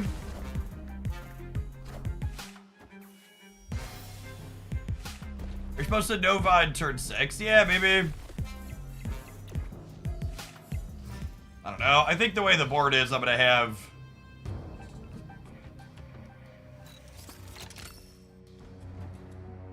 I have enough cards to shove one in the middle. And I guess more things would get the Nova bonus if I waited. Devil Dinosaur! There's a name I haven't heard in a long time.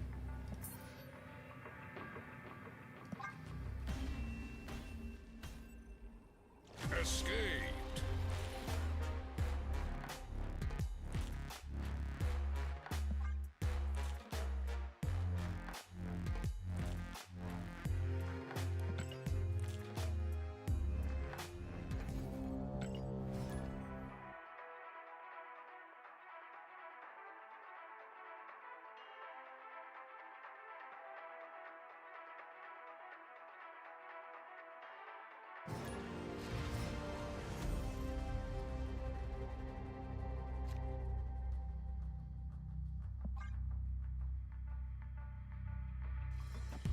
Black Widow lost her animation when activating with the change. So one thing that's noteworthy is in order to change animations, they need a patch.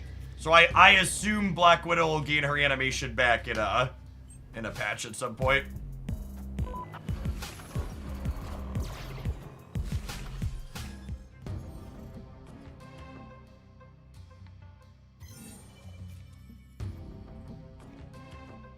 What's your dream feature / quality of life update you'd like to be added to Marvel Snap? This game desperately needs another game mode.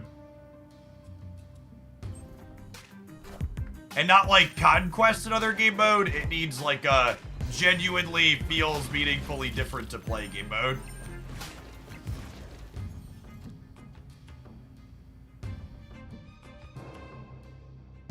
Yeah, High Voltage was a wonderful addition for a short time. It needs a way for you to be able to continue playing Snap when you are not in love with the regular game mode.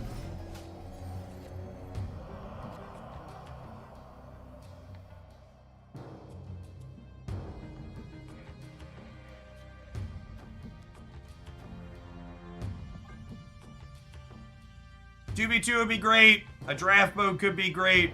I don't know. I'm not a designer. I don't need to. I don't have a good answer to what a perfect solution to the thing I'm talking about looks like. But it needs like Conquest. There has never been a point where the decks that are good and bad in Conquest are meaningfully different than the decks that are good and bad in regular Snap. It's basically the same game with a different coat of paint.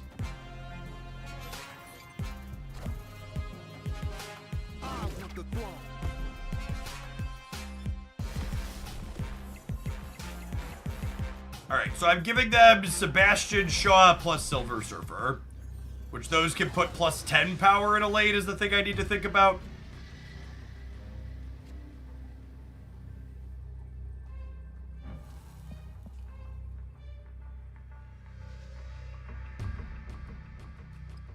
This is beating Shaw Surfer in either lane, yes?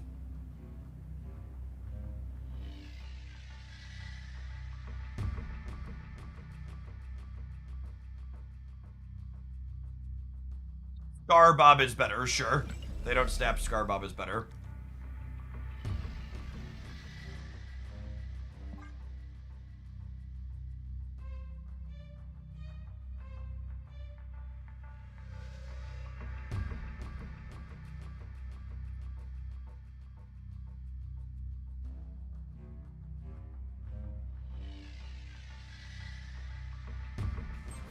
Does Deadpool's Diner count as their game mode? I don't think it does. Deadpool's Diner is exactly what I can't believe they stayed here. Is this right card gonna get us somehow? No, it actually just loses them points. Okay, sure. Deadpool's Diner is exactly what I'm talking about, like Conquest is, where there's a mechanic that's different, an aspect of the game, but the decks that are good there are the same as the good decks everywhere else. There needs to be a place where, like, I look at the meta tier list on Untapped and I'm like, I'm just really not loving these decks and cards. I want to go somewhere and play somewhere else where there's a different set of decks and cards that are good. High voltage is what I'm describing.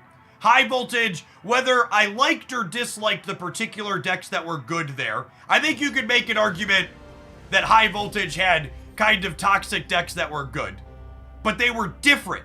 Like when I queued up for high voltage, the gameplay experience was different than the gameplay experience on ladder in Conquest or Deadpool's Diner. And that's what matters and what Snap has been missing, in my opinion. A way to play with a different set of cards that are good and bad.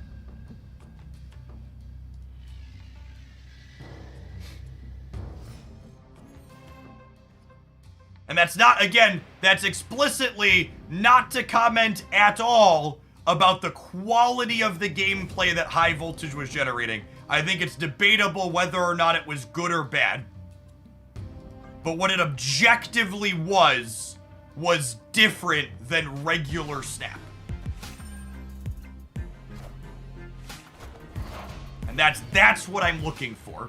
That's what Snap needs, in my opinion, is a way to play the game that feels functionally different than regular Snap.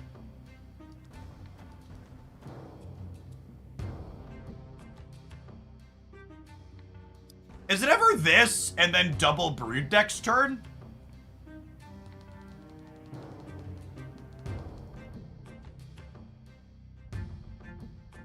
I'm into it.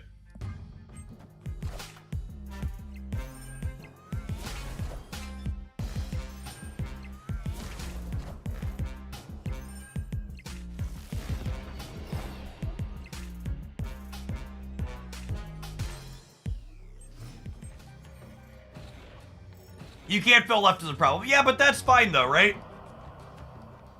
Because I'll just go 3-drop here, 3-drop here on the last turn.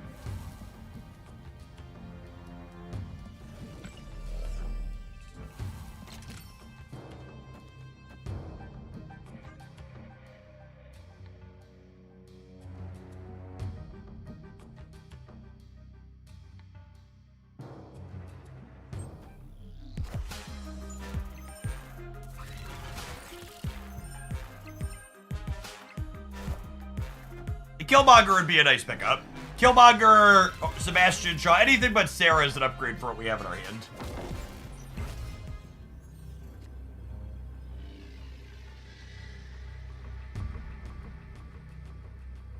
If they Ultron on the right, they go to 21 there.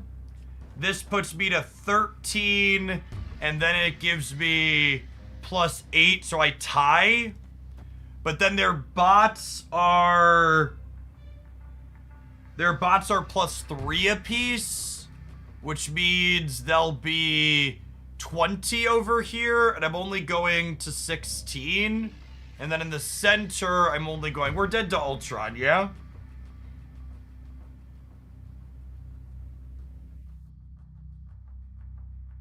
Well, they lose 6 power left. They do, don't they? Let's see how it plays out. It's only one more cube. I actually don't know if they lose power when they merge. Does the first one keep the power and then the subsequent ones lose it? Is that how it works? I actually don't know. Let's find out. We'll spend a cube for science. Okay, so they keep all the stats on the left. Yeah, they actually end up a net gain here because they all merge in, and then this is ability-less and gets the Patriot plus the Blue Marvel as well. Yeah, they double dip. I would have expected. No, I guess that makes sense. No, yeah, that tracks. Worth the cube.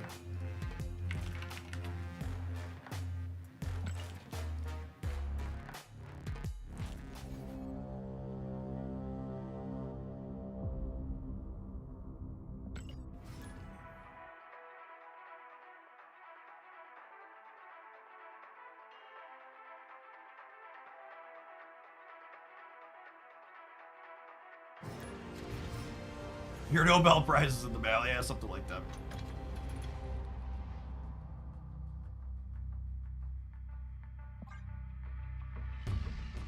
Yeah, 1,200 people in here for some staff this morning. That's not too bad. I was a little worried about what numbers were gonna look like. I was keeping an eye on the category last night, and Dexter like never broke 1,300 concurrent viewers after he signed on.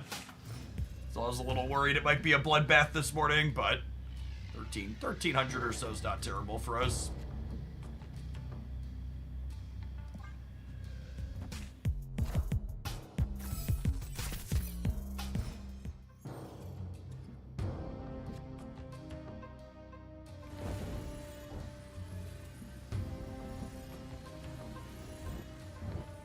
What did he usually get to? North of 2,000 on a day where we have card updates.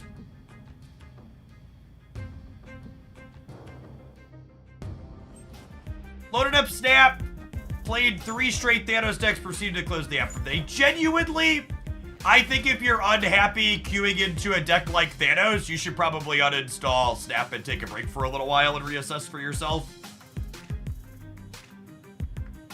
I think the buff to Thanos is stellar, and it generates genuinely good, interesting types of gameplay that Snap should have.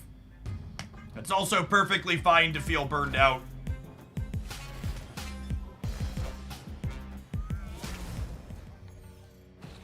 Like, the builds of Thanos are so incredibly fair.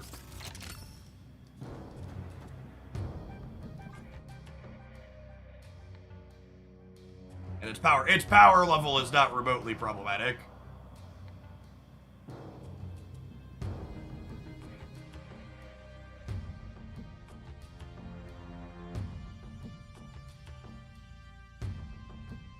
Yeah, Snap viewership in general is solidly down. It's just usually you get a bit of a bump after card changes like the OTA, and it didn't really happen yesterday. Best Thanos build, very unclear. Not a ton of stats. I will have my normal weekly best decks roundup put up tomorrow morning on the YouTube side after we get a chance to see some more data. Oh, that's really sad. Although at the same time, I suppose it means they,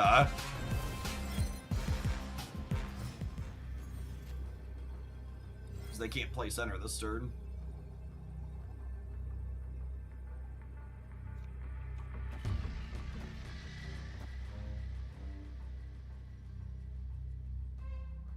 This puts me to 14 in the middle and puts them to 9. And this card is less than 3. So it'd have to be a 3-drop or less that has 5 plus points of power to tie or 6 to win.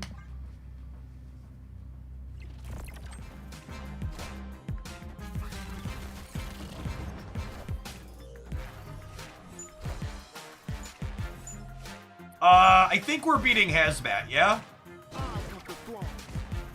Because Hazmat will put them to 11, and it'll put us to 12 in the middle, and then we're winning the right by a lot. Shadow King would be problematic. We're beating Hazmat, though.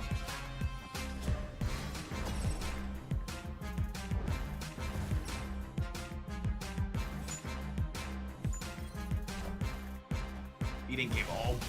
I think think we're beating a lot of their 2s there. 2s and 3s there. Victory.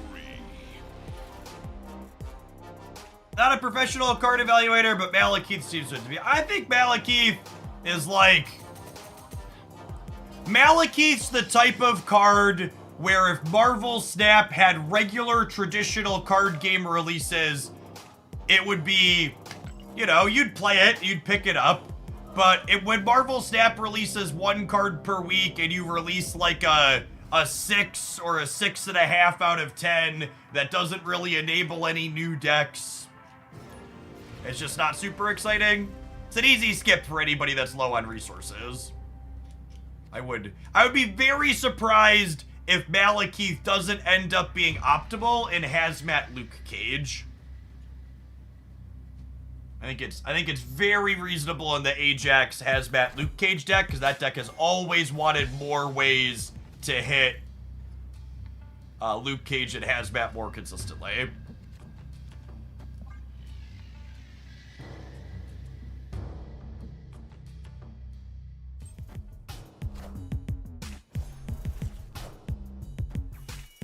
In fact, that'll probably be the 3rd thing we play. We're going to play this deck for a little bit more so I can round out a highlight with it, but I will try some Malekith for the first time with the Ajax shell after this. Oh, they got my Hope Summers.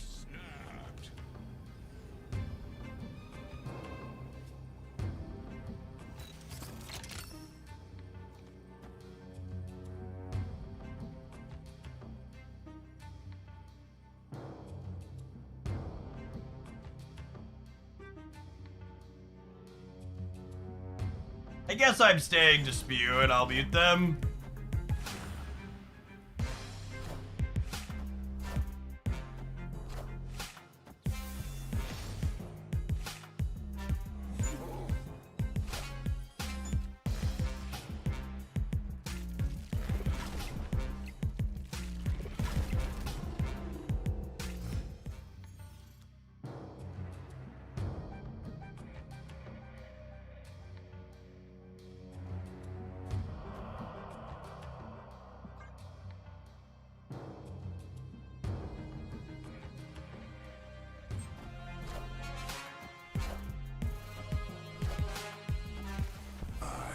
Is this 10 plus power is the question.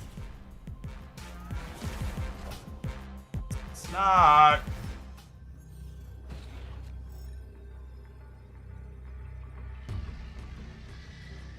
Can I beat plus 10 in both of these lanes? This puts me to... They'd be at 15. And this here... No, I'm gonna kill the Power Stone chat with the Killmonger.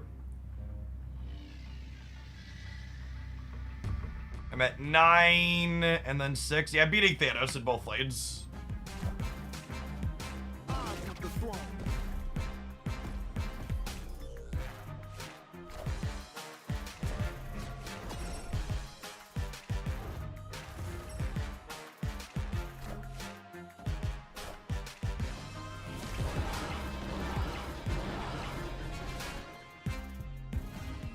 Like I said to the person who was complaining playing against Thanos made them turn the app off. I hope Thanos is good. But I'd be very surprised if it's overpowered. It feels like an incredibly fair, honest Marvel Snap deck. I think if Thanos is making you rage, you probably need just a burnout break.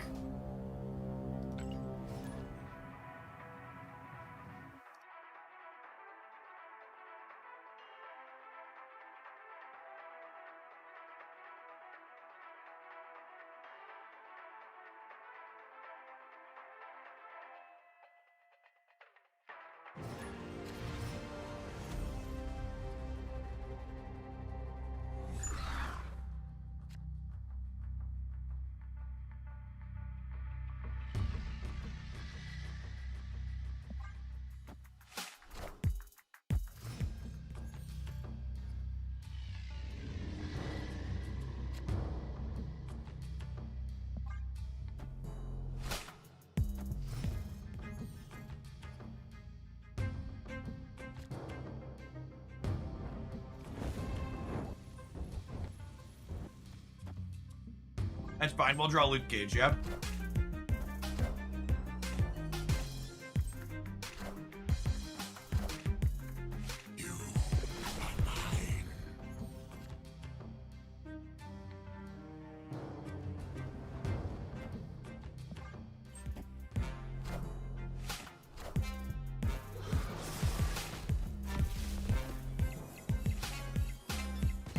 Enough said, bub.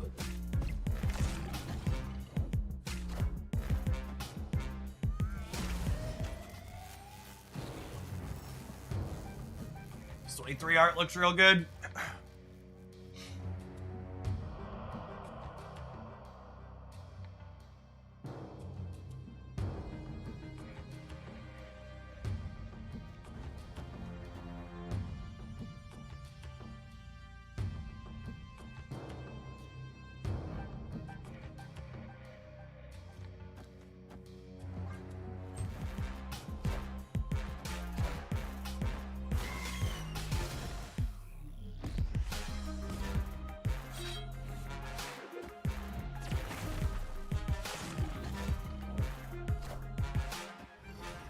I think we're dead.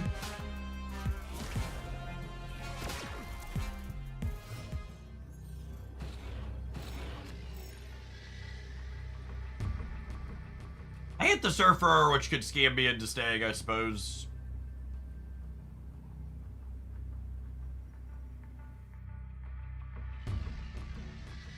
They're just like playing Null and Death, and they have a free Saber Tooth too, right? I'd like the record to reflect we're probably dead here. I'm gonna stay for one more cube just for playing games.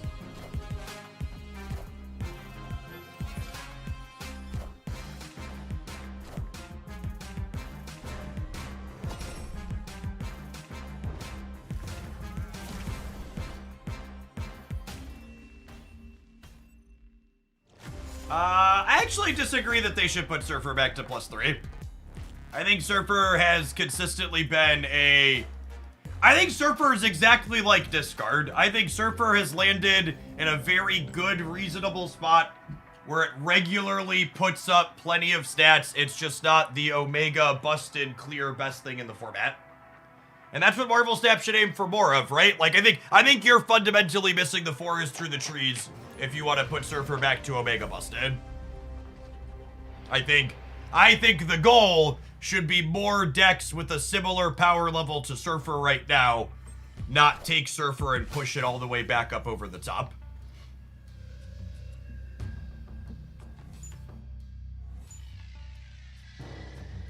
Current Surfer's power level, the Dracula discard deck's power level, those should be the goals.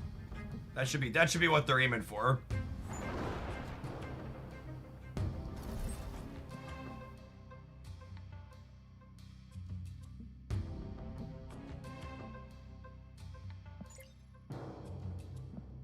I'm coming, Thwip, get webbed with that Black Bolt avatar.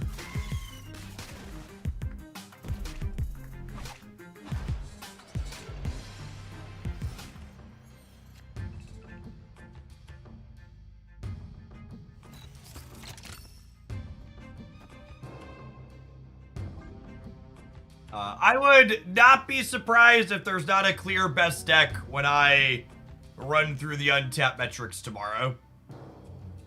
Or later tonight after they pile up. I think the Snap team did a pretty good job of tapping down the big ones.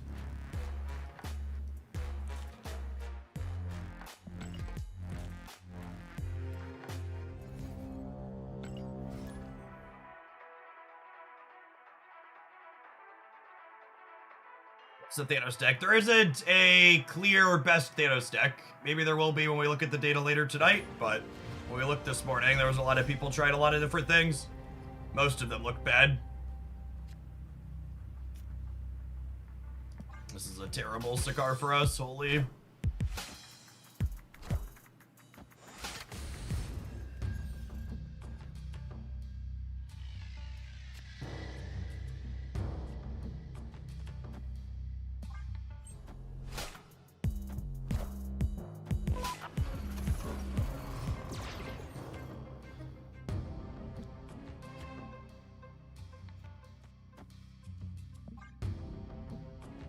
Think about Rogue in this build. I think Black Widow and Crystal are probably cute and bad.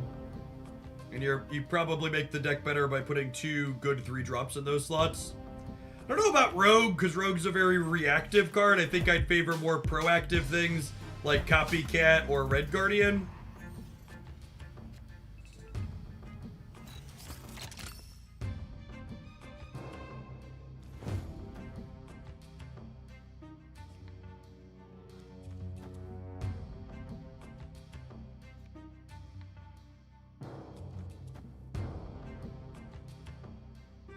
I know that I want to commit this here.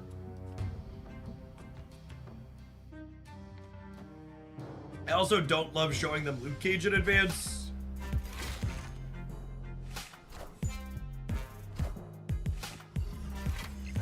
Clear for takeoff.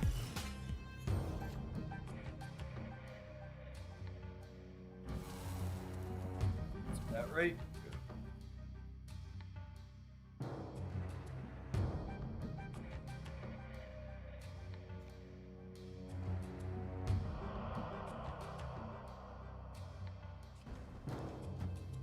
Is it ever this, so I can play all my stuff out next turn? I think so. I'm sad to not get to use the Killmonger on the Sebastian Shaw, but the problem is if I don't play out the Killmonger this turn, I won't be able to play Crystal or Brood alongside Shaw and Surfer next turn. And Shaw with Forge plus Surfer is probably big enough to win whatever we need to do with it. You can find past decks I've highlighted on my YouTube channel. The Jeff Hoagland YouTube channel has a deck list every day. The Miss Marvel Wasp deck was probably one of the Spectrum decks. So look for those title thumbnail combos.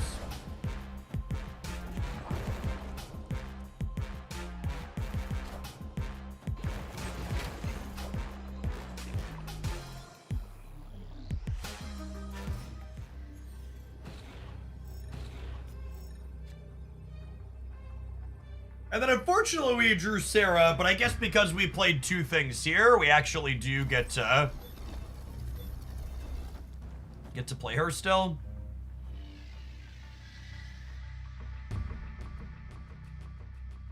It's gonna come down to if they have a rogue for the Luke Cage.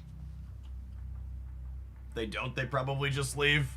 Do you have any hopes for what Pocket Luther trading system in January? Not really. The message that they put up indicated that not all cards will be tradable, so I'm kind of expecting not to be able to trade the latest set of cards.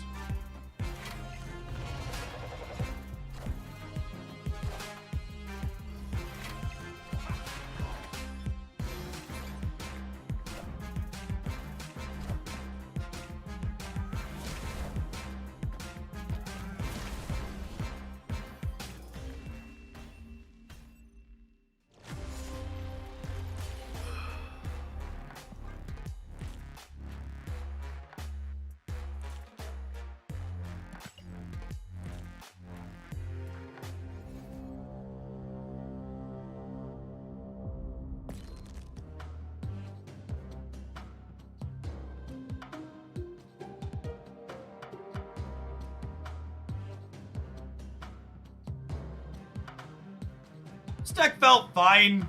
That last game where we lost into Elysium especially probably adds more merit to the point that, 1, I think Surfer in general is solid. The Black Widow Crystal is probably cute and bad. I think you cut these 2 cards and you put in Mobius and then maybe Red Guardian or whatever your other favorite 3 energy card is. Juggernaut. Yeah, Mobius won that game on the spot. Like, you should just Marvel Snaps a game, or you should play jacked up tech cards and ruin your opponent's day. And almost assuredly, the best way to play Surfer is to shove a bunch of jacked up tech cards in your deck. So, Widow Crystal was cute, but almost assuredly bad. I think this is probably better, and I think Surfer in general is probably pretty solid. We, despite having 2 mediocre cards in our deck, we still won over half of our games. Our net cubes, as always, are pretty low because I'm just not snapping and I'm staying in games that I know I've lost just so we can see them play out and see how things line up. So you replace the 2 bad cards that are cute with 2 good cards and you probably convert this into something very reasonable.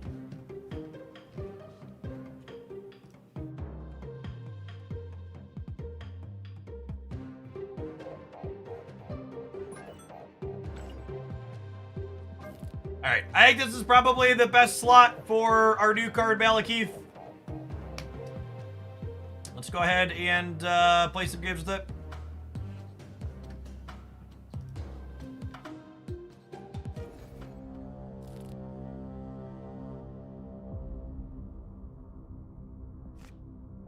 Something reasonable to lead deck. I'm just like not a huge Surfer fan personally, so I don't think I'd play it again in the future. And Marvel Snap only gives me a very limited number of deck slots, so if I don't think I'm gonna play something again, it gets deleted when we're done, regardless of how good or bad it is.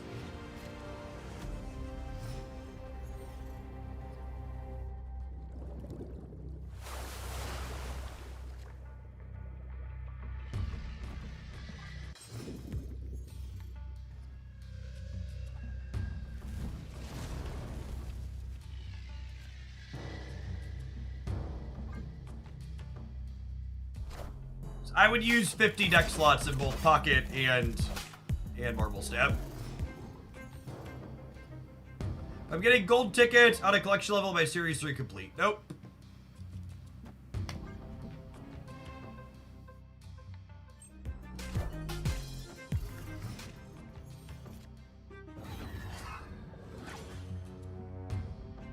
That is actually quite good here, potentially.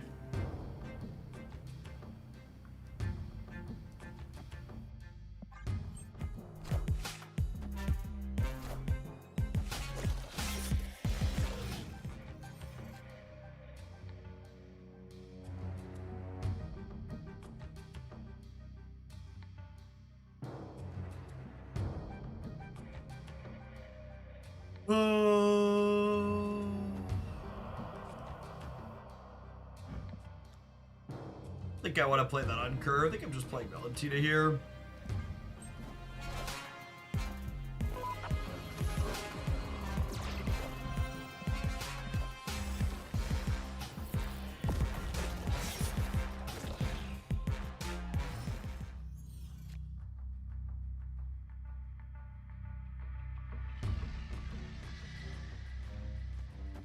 So Hazmat doesn't have text here, other than being a 2/2. So we'll play her out, I suppose.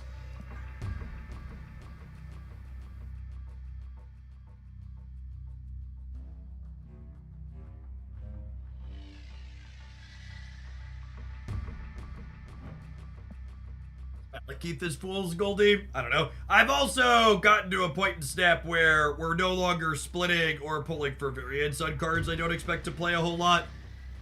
I don't know that I expect to play a whole ton of this outside of exactly this archetype. Our Malekith has a Hydra Mob.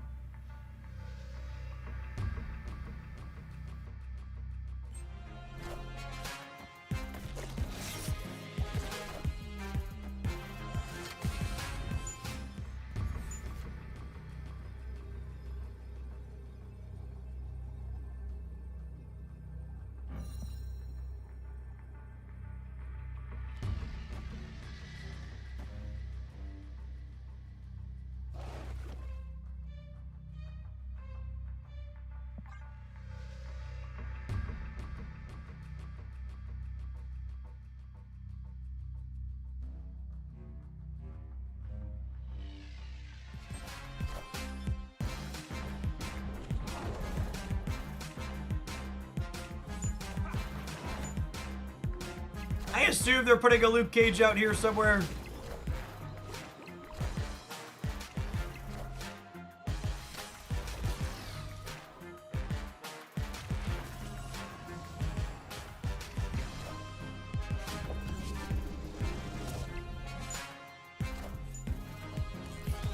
All right, well, we won the Juggernaut 50-50 and kicked Iron Lad out of here as opposed to not.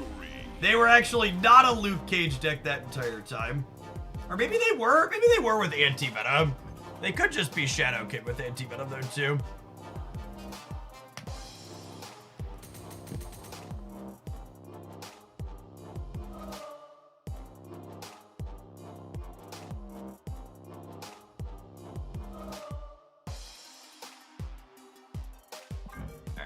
I guess we'll spend boosters we get organically and at least put him to a legendary border to match the rest.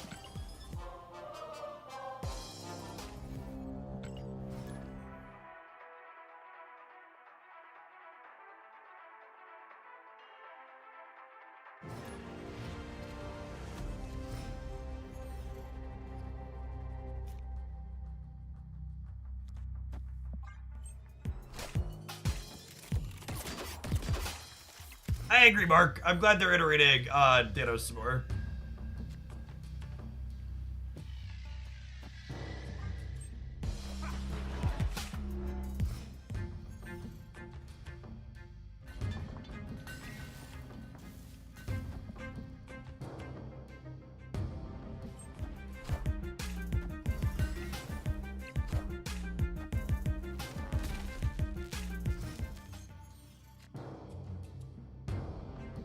I'll put Anti-Venom over here to hedge a Galactus.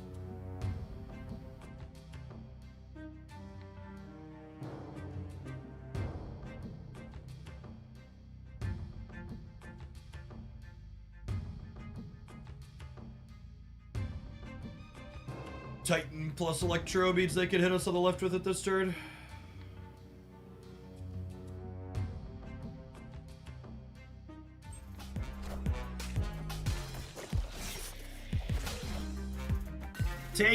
Take, play one card. The Electro player special. Take forever and eventually do exactly one thing.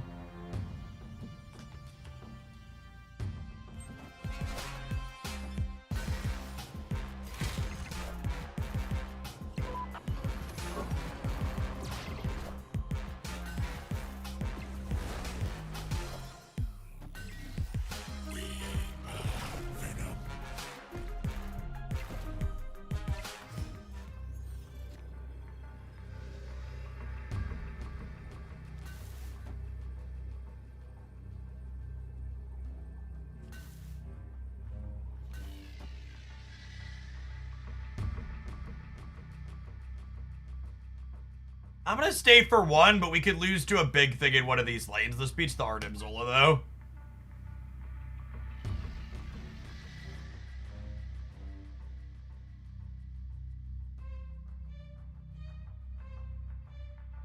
We'll be kicking over to Pocket End sometime in the next 45 minutes to an hour.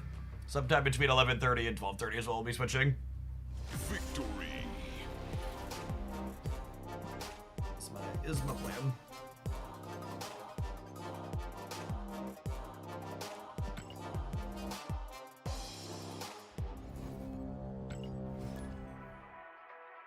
Thank you, my love.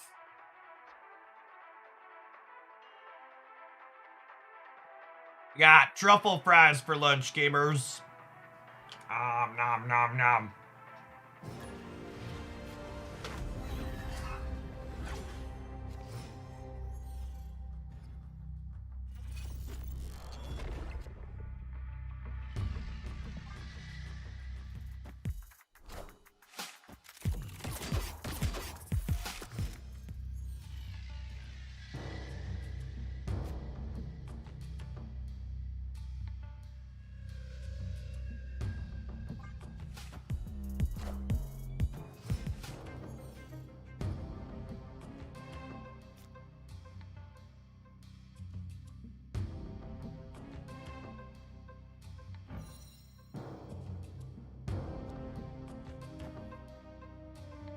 Copycat is U.S. agents. This is Amir.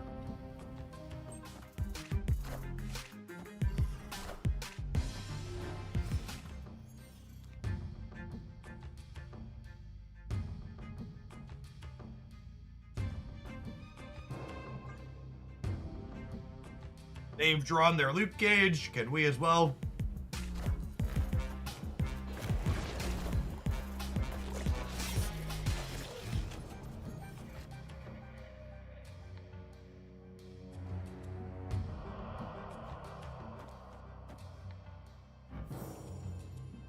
Sounds lovely.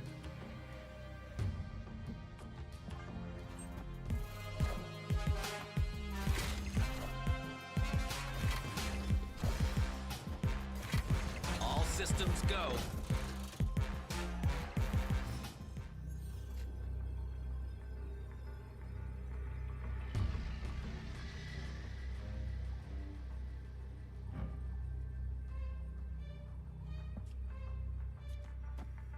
So Luke shrinks this to 9 and gives us +6 over here. This gets a 3 or a 2. And then this is 4 somewhere.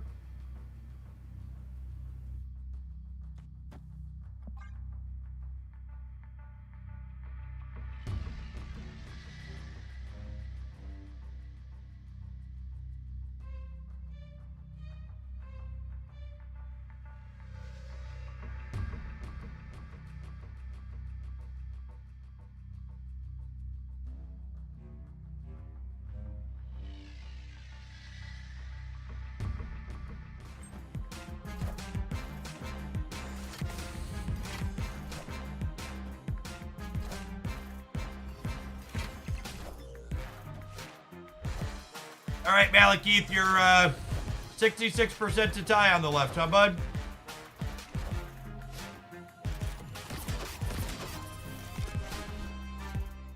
At least it wasn't a coin flip, though. At least it wasn't a coin flip. If we hit Agent or Valentina there, we win the breaker by 1, but because of the Silver Sable nerf, we lose. Actually, the Silver Sable nerf is the only reason we had a chance to win, because if Silver Sable's not nerfed, this is +1 and my 3s don't do it. Nerf was actually good for us there. We just needed to win our 66%er instead of losing it. You can see his card before it shows, right? Sure, but I played it that turn, Captive.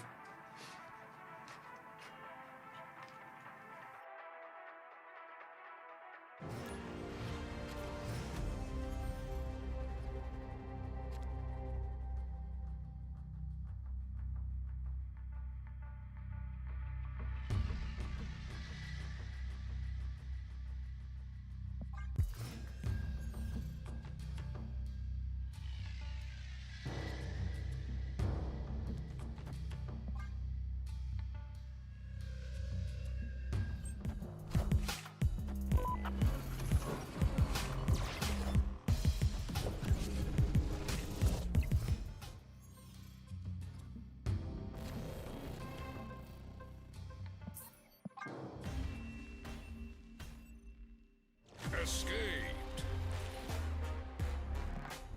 Honestly, I appreciate the TVA flipping up while we're playing against Arashim.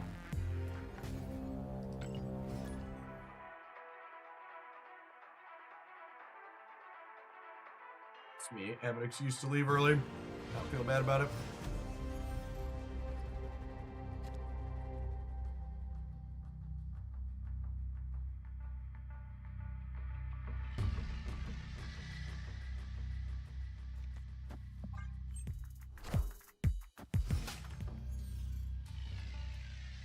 Is Malekith the most forgettable MCU villain? He's in the MCU?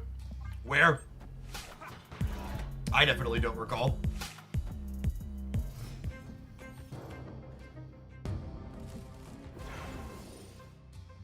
He's in Thor 2. Okay, sure.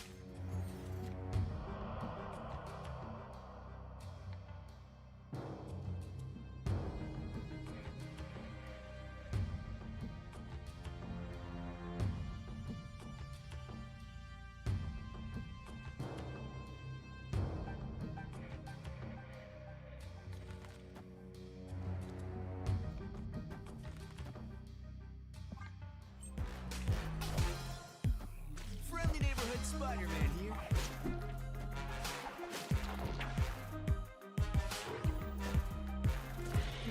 Or gain viewers when switching from snap to pocket. Lately we gain viewers.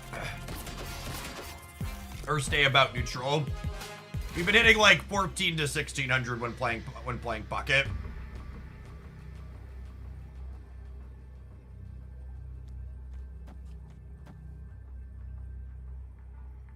This wins the game some of the time.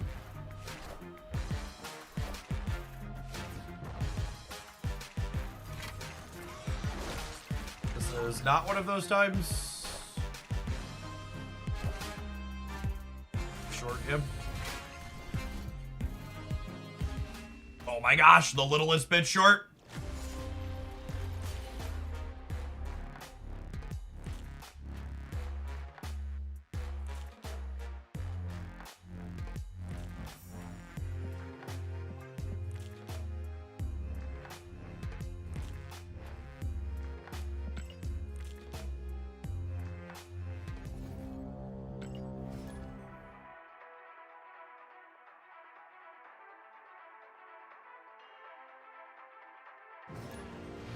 Silver Sable nerf is super relevant.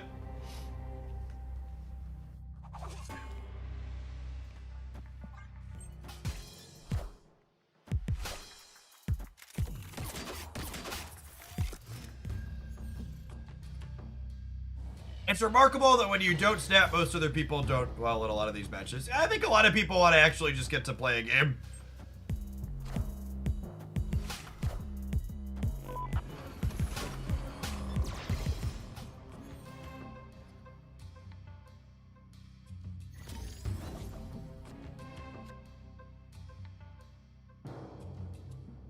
Playing this deck is reminding me why I typically don't play meta decks. Playing a bunch of beer matches isn't a ton of fun.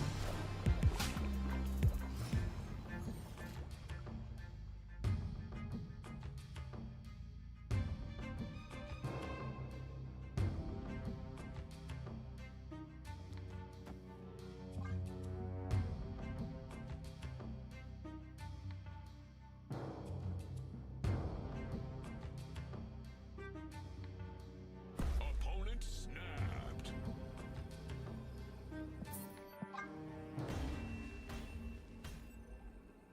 Escaped.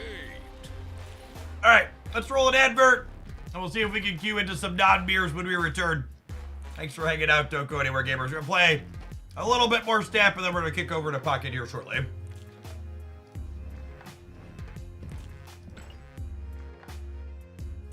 Yes, Stance, my what's it called?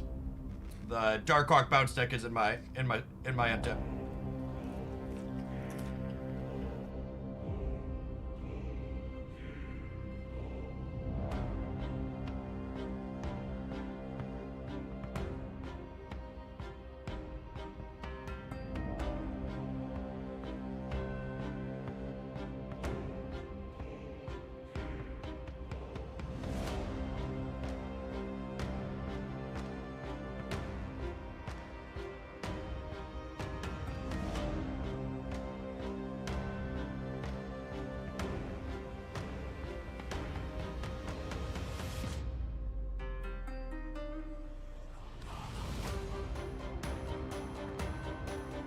Ajax is now meta. I didn't expect to hear that.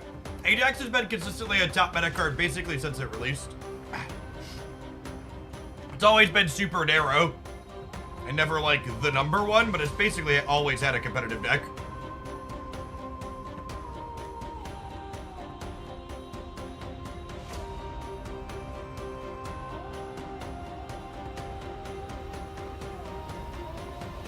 It just hasn't ever been number one with a bullet, had people complaining about it.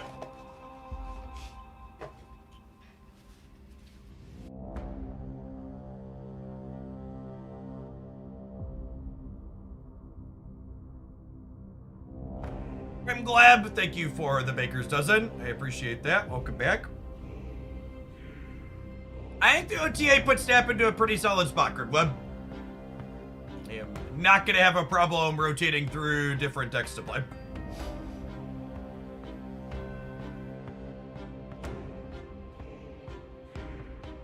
Syntax error. Thanks for the 3 years. Welcome back.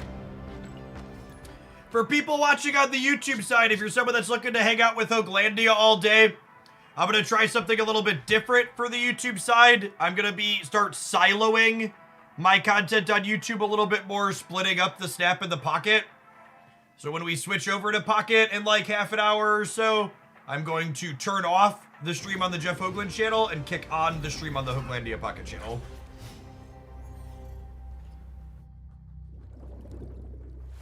Other than splitting the YouTube audience across the two. We didn't play Bucky Barnes. The stats on it were really bad. The opponent's playing a Scream deck, so I'm going to snap them when Jotunheim flips up because we have Luke Cage. I'm mostly not snapping, but I also just don't really feel like playing against Scream today. I'm queued into it a few times, and I wouldn't mind them leaving.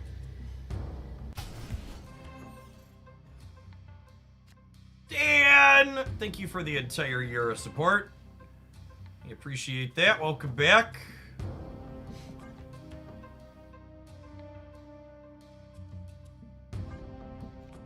Let's play this for curve purposes rather than the Juggernaut. I want that on turn 6. Let's get you a sword to go with that shield, Dan.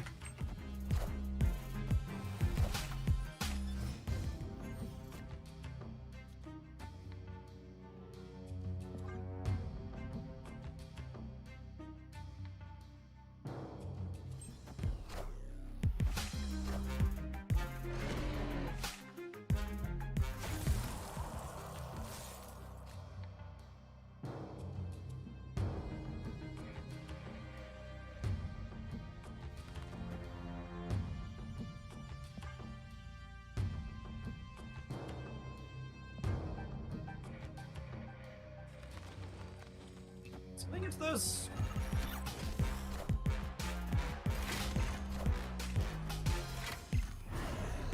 Friendly neighborhood Spider-Man here. Oh, what is this, by the way? Silver Sable. Amazing.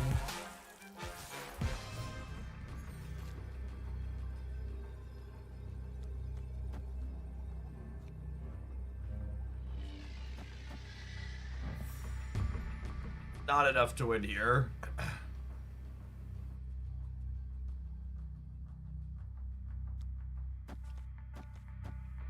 Ever this? What do we think? Do it. Think I'm into it. Think I'm into it.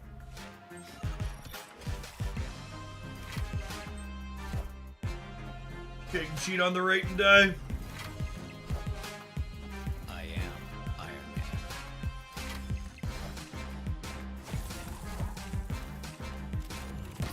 Man. Ejax. This is our first Malekith deck, and I think this is probably his only competitive deck.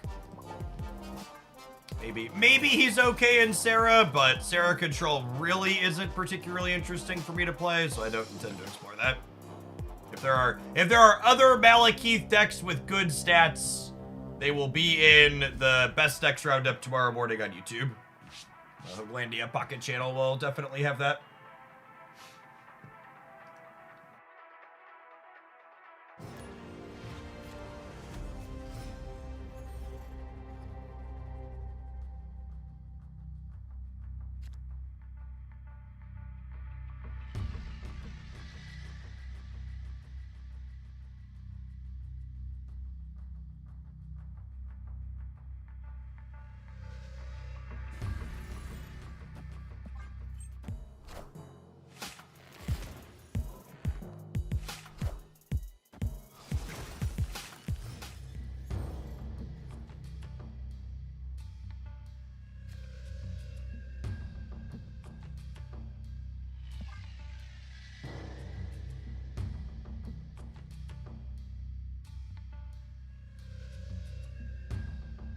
We actually didn't play Snap Tuesday or Wednesday, Grimgleb.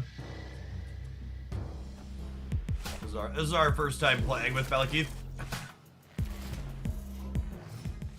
He's not a very interesting card, in my opinion.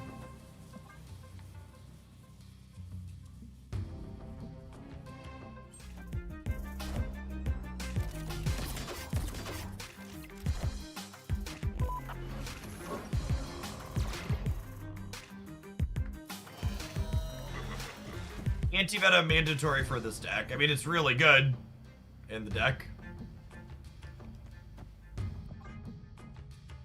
Playing Luke Cage, so. If I had priority, I might Galactus, but there's a good chance they play something middle. And then I'm just wasting my turn. I'd like to win this game.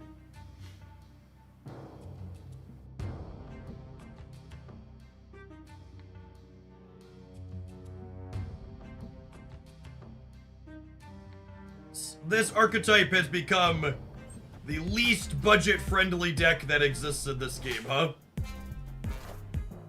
Anti-Venom, Malekith, Ajax, US Agent, Silver Sable. Just like, what if we put all of the expensive cards into it?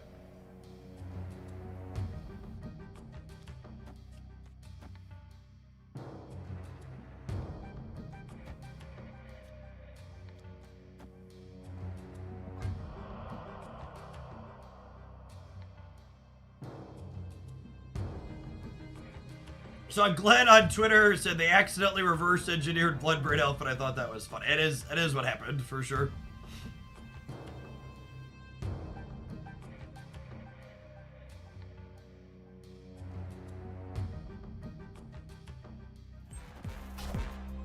Yes, expensive and narrow. Like, a lot of these cards go into exactly this deck and not really others.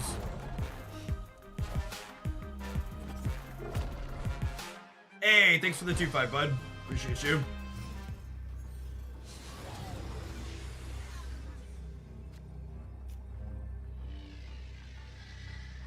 Alright, so we're super done here then, yep.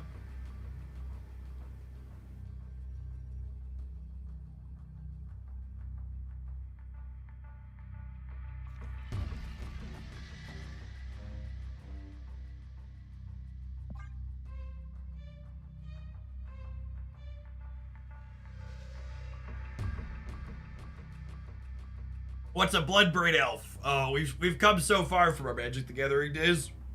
It's a magic card whose design kind of resembles Malekith.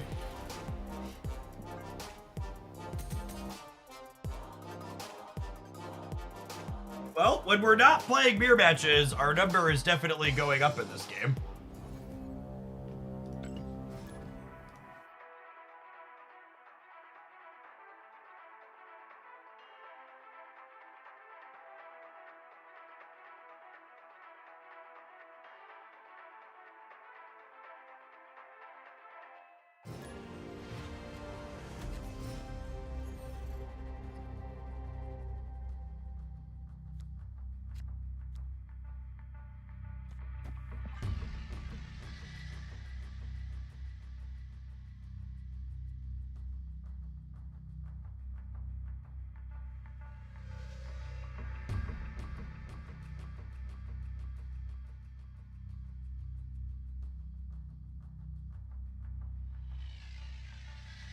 Yeah, turn 1 Thoughtseize. Please, dear God, no. Those are always targeted. Turn 1 energy, targeted discard. It's always my least favorite part of Magic the Gathering. I hated those designs. I'm surprised we still have an MTG bot. MTG bot is a generic Twitch bot that does card lookups for lots of different games, including Marvel Snap. Also contains all of my commands and runs other things. Feel free to pretend that MTG stands for something other than Magic the Gathering if it makes you feel better. Bloodbraid Elf was originally released 15 years ago on April 30th, 2009. Yup.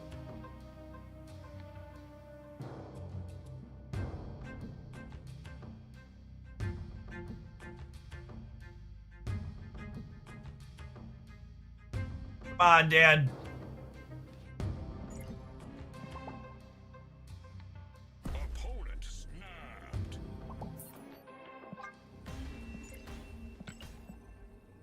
Escaped. There aren't a lot of rope snappers, at least. That's just nice.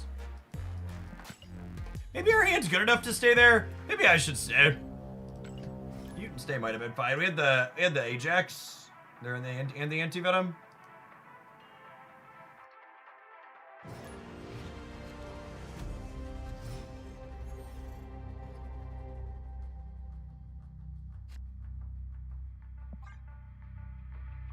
Lintar on one again. Wake up, sheeple.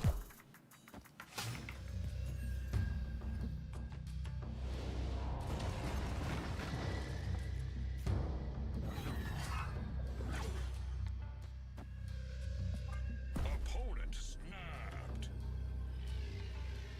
I'm gonna stay. Variant's pretty good.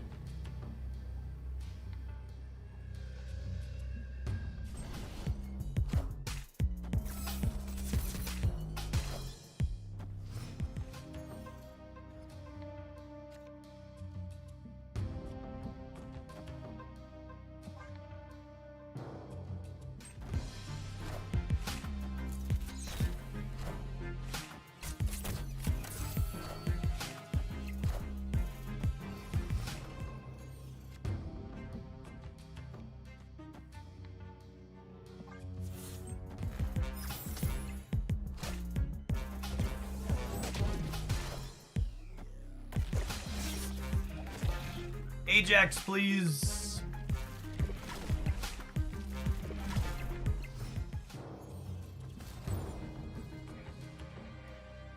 That'll do, pig. That'll do.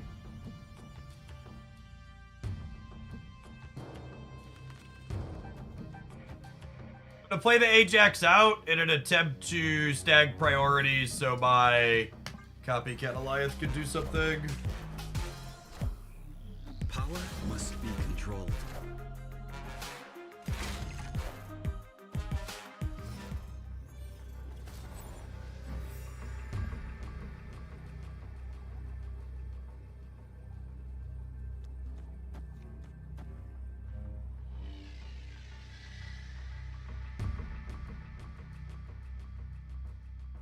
Did ya? Needed hazmat.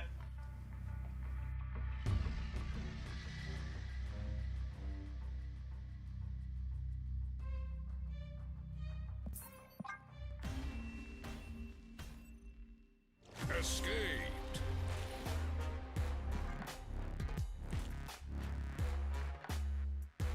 There's a silver sable under Malekith. If you missed me checking it, you get to look.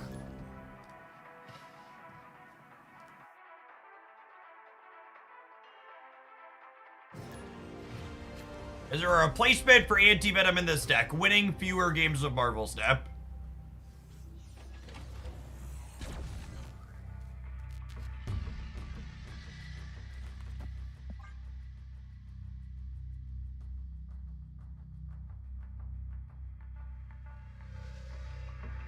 Anti-Venom is really good in a deck that already wants to play Luke Cage. Gives you a free game.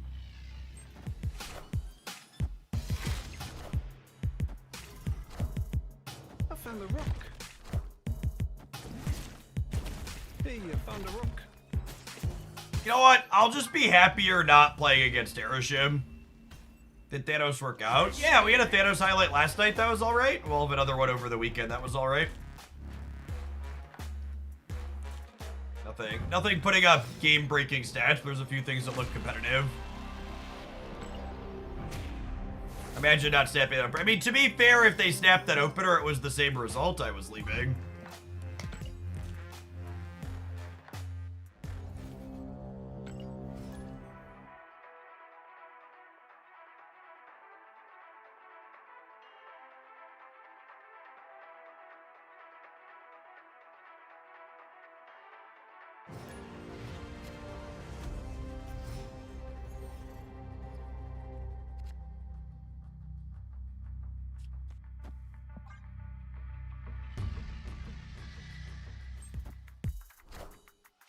Where do you post shorter deck highlights? Is it still Hoagland? I don't post shorter deck highlights for Marvel Snap anymore.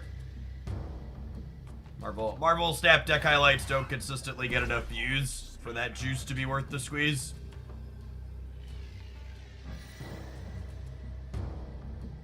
It kinda sucks. I'm gonna leave. I moved to posting the hour-long stream cut highlights because they're less work and don't make that much less money. I'll actually be curious to see long-term how the Pokemon stuff does. I think I plan to try and stick to doing Pokemon highlights for at least the first 2 months for November and December, but loosely a loose eyeball thing is it's not always a guarantee, but generally speaking, about 10,000 views on a longer video is about 50 USD. And it costs me $50 to an editor to do an edited video. So realistically, the edited stuff needs to pull in the range of 20,000 views to make it like remotely worth the time. So I'm also getting $50 for a video.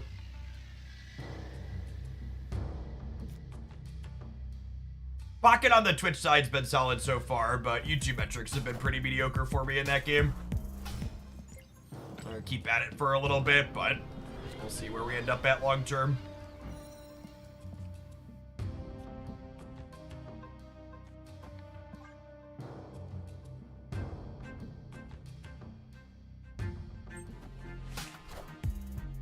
Taking aim.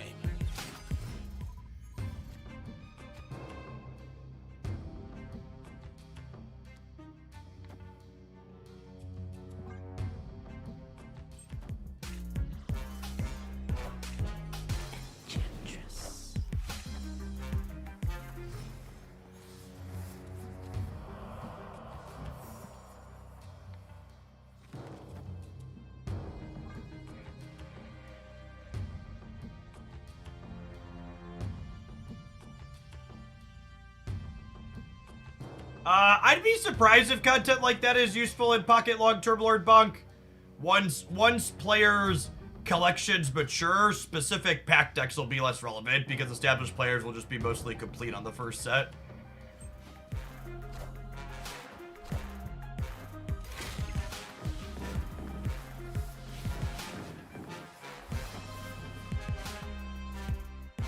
On the Snap side, the long-form unedited videos, those definitely aren't going anywhere.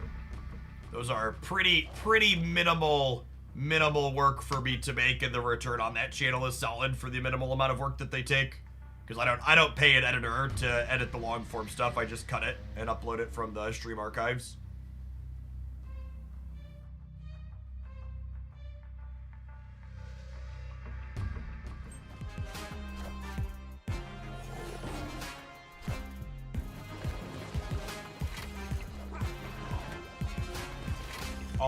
All in all, I consider my personal YouTube stuff mostly a kind of it is what it is thing, because YouTube's never been a platform that I personally really liked. The incentives and things that you do to be successful over there are not things that I enjoy doing, so if it makes money, great, I'll keep doing it, and if it doesn't, I'll just dial it back and focus on live content more.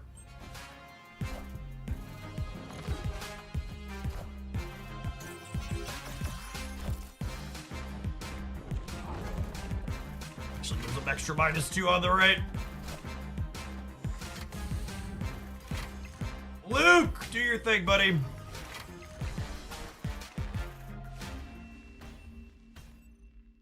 Victory.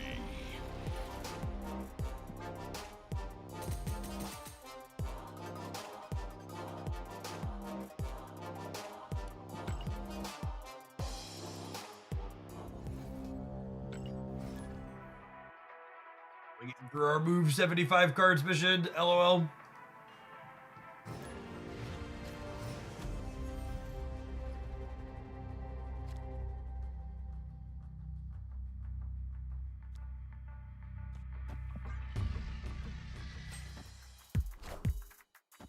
Still code for fun or profit? I do not.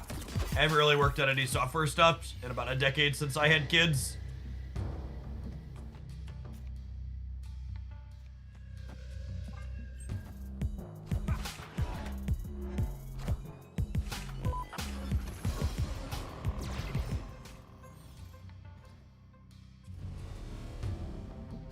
Malekith seems like a card that's very good in this deck that we're playing, and probably not great anywhere else. Pretty easy skip if you're not all in on Ajax.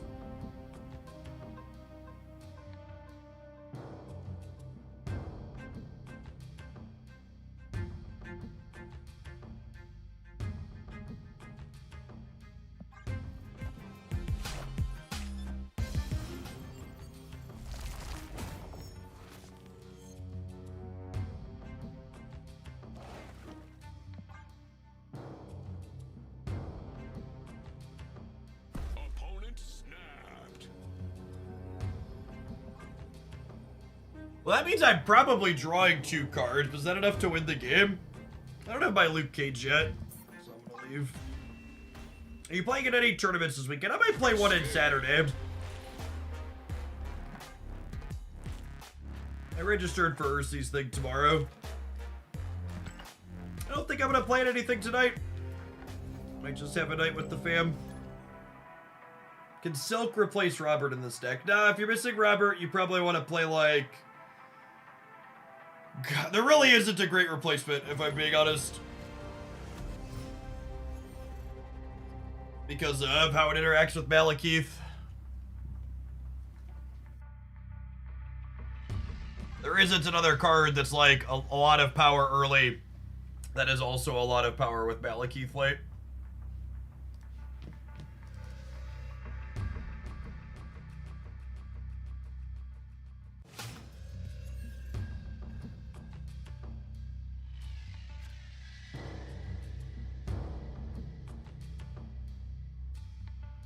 This deck doesn't mitigate Martyr's downside.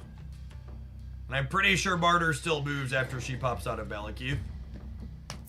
I think I'm ready to play some Pocket. I thought I might post a highlight with this deck, but I'm looking at my stats and seeing we have a 30% win rate with it. And we've played in nothing but mirror matches. There really haven't been any interesting or noteworthy games. Malekith definitely seems like an easy skip for most people. Move along to some Pocket monsters, methinks.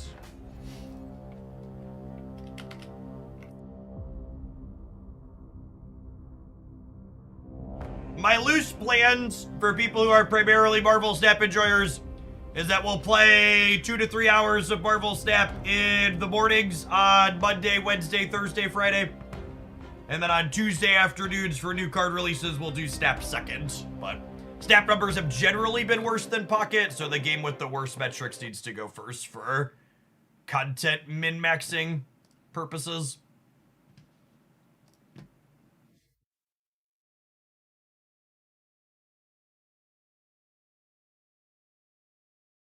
For people on the YouTube side, I am going to be turning off the stream on the Jeff Hoagland channel, and I'm going to be turning on the stream on the Hoaglandia Pocket channel.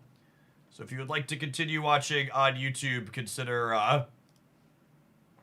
popping over to the other channel. I'll see you over there.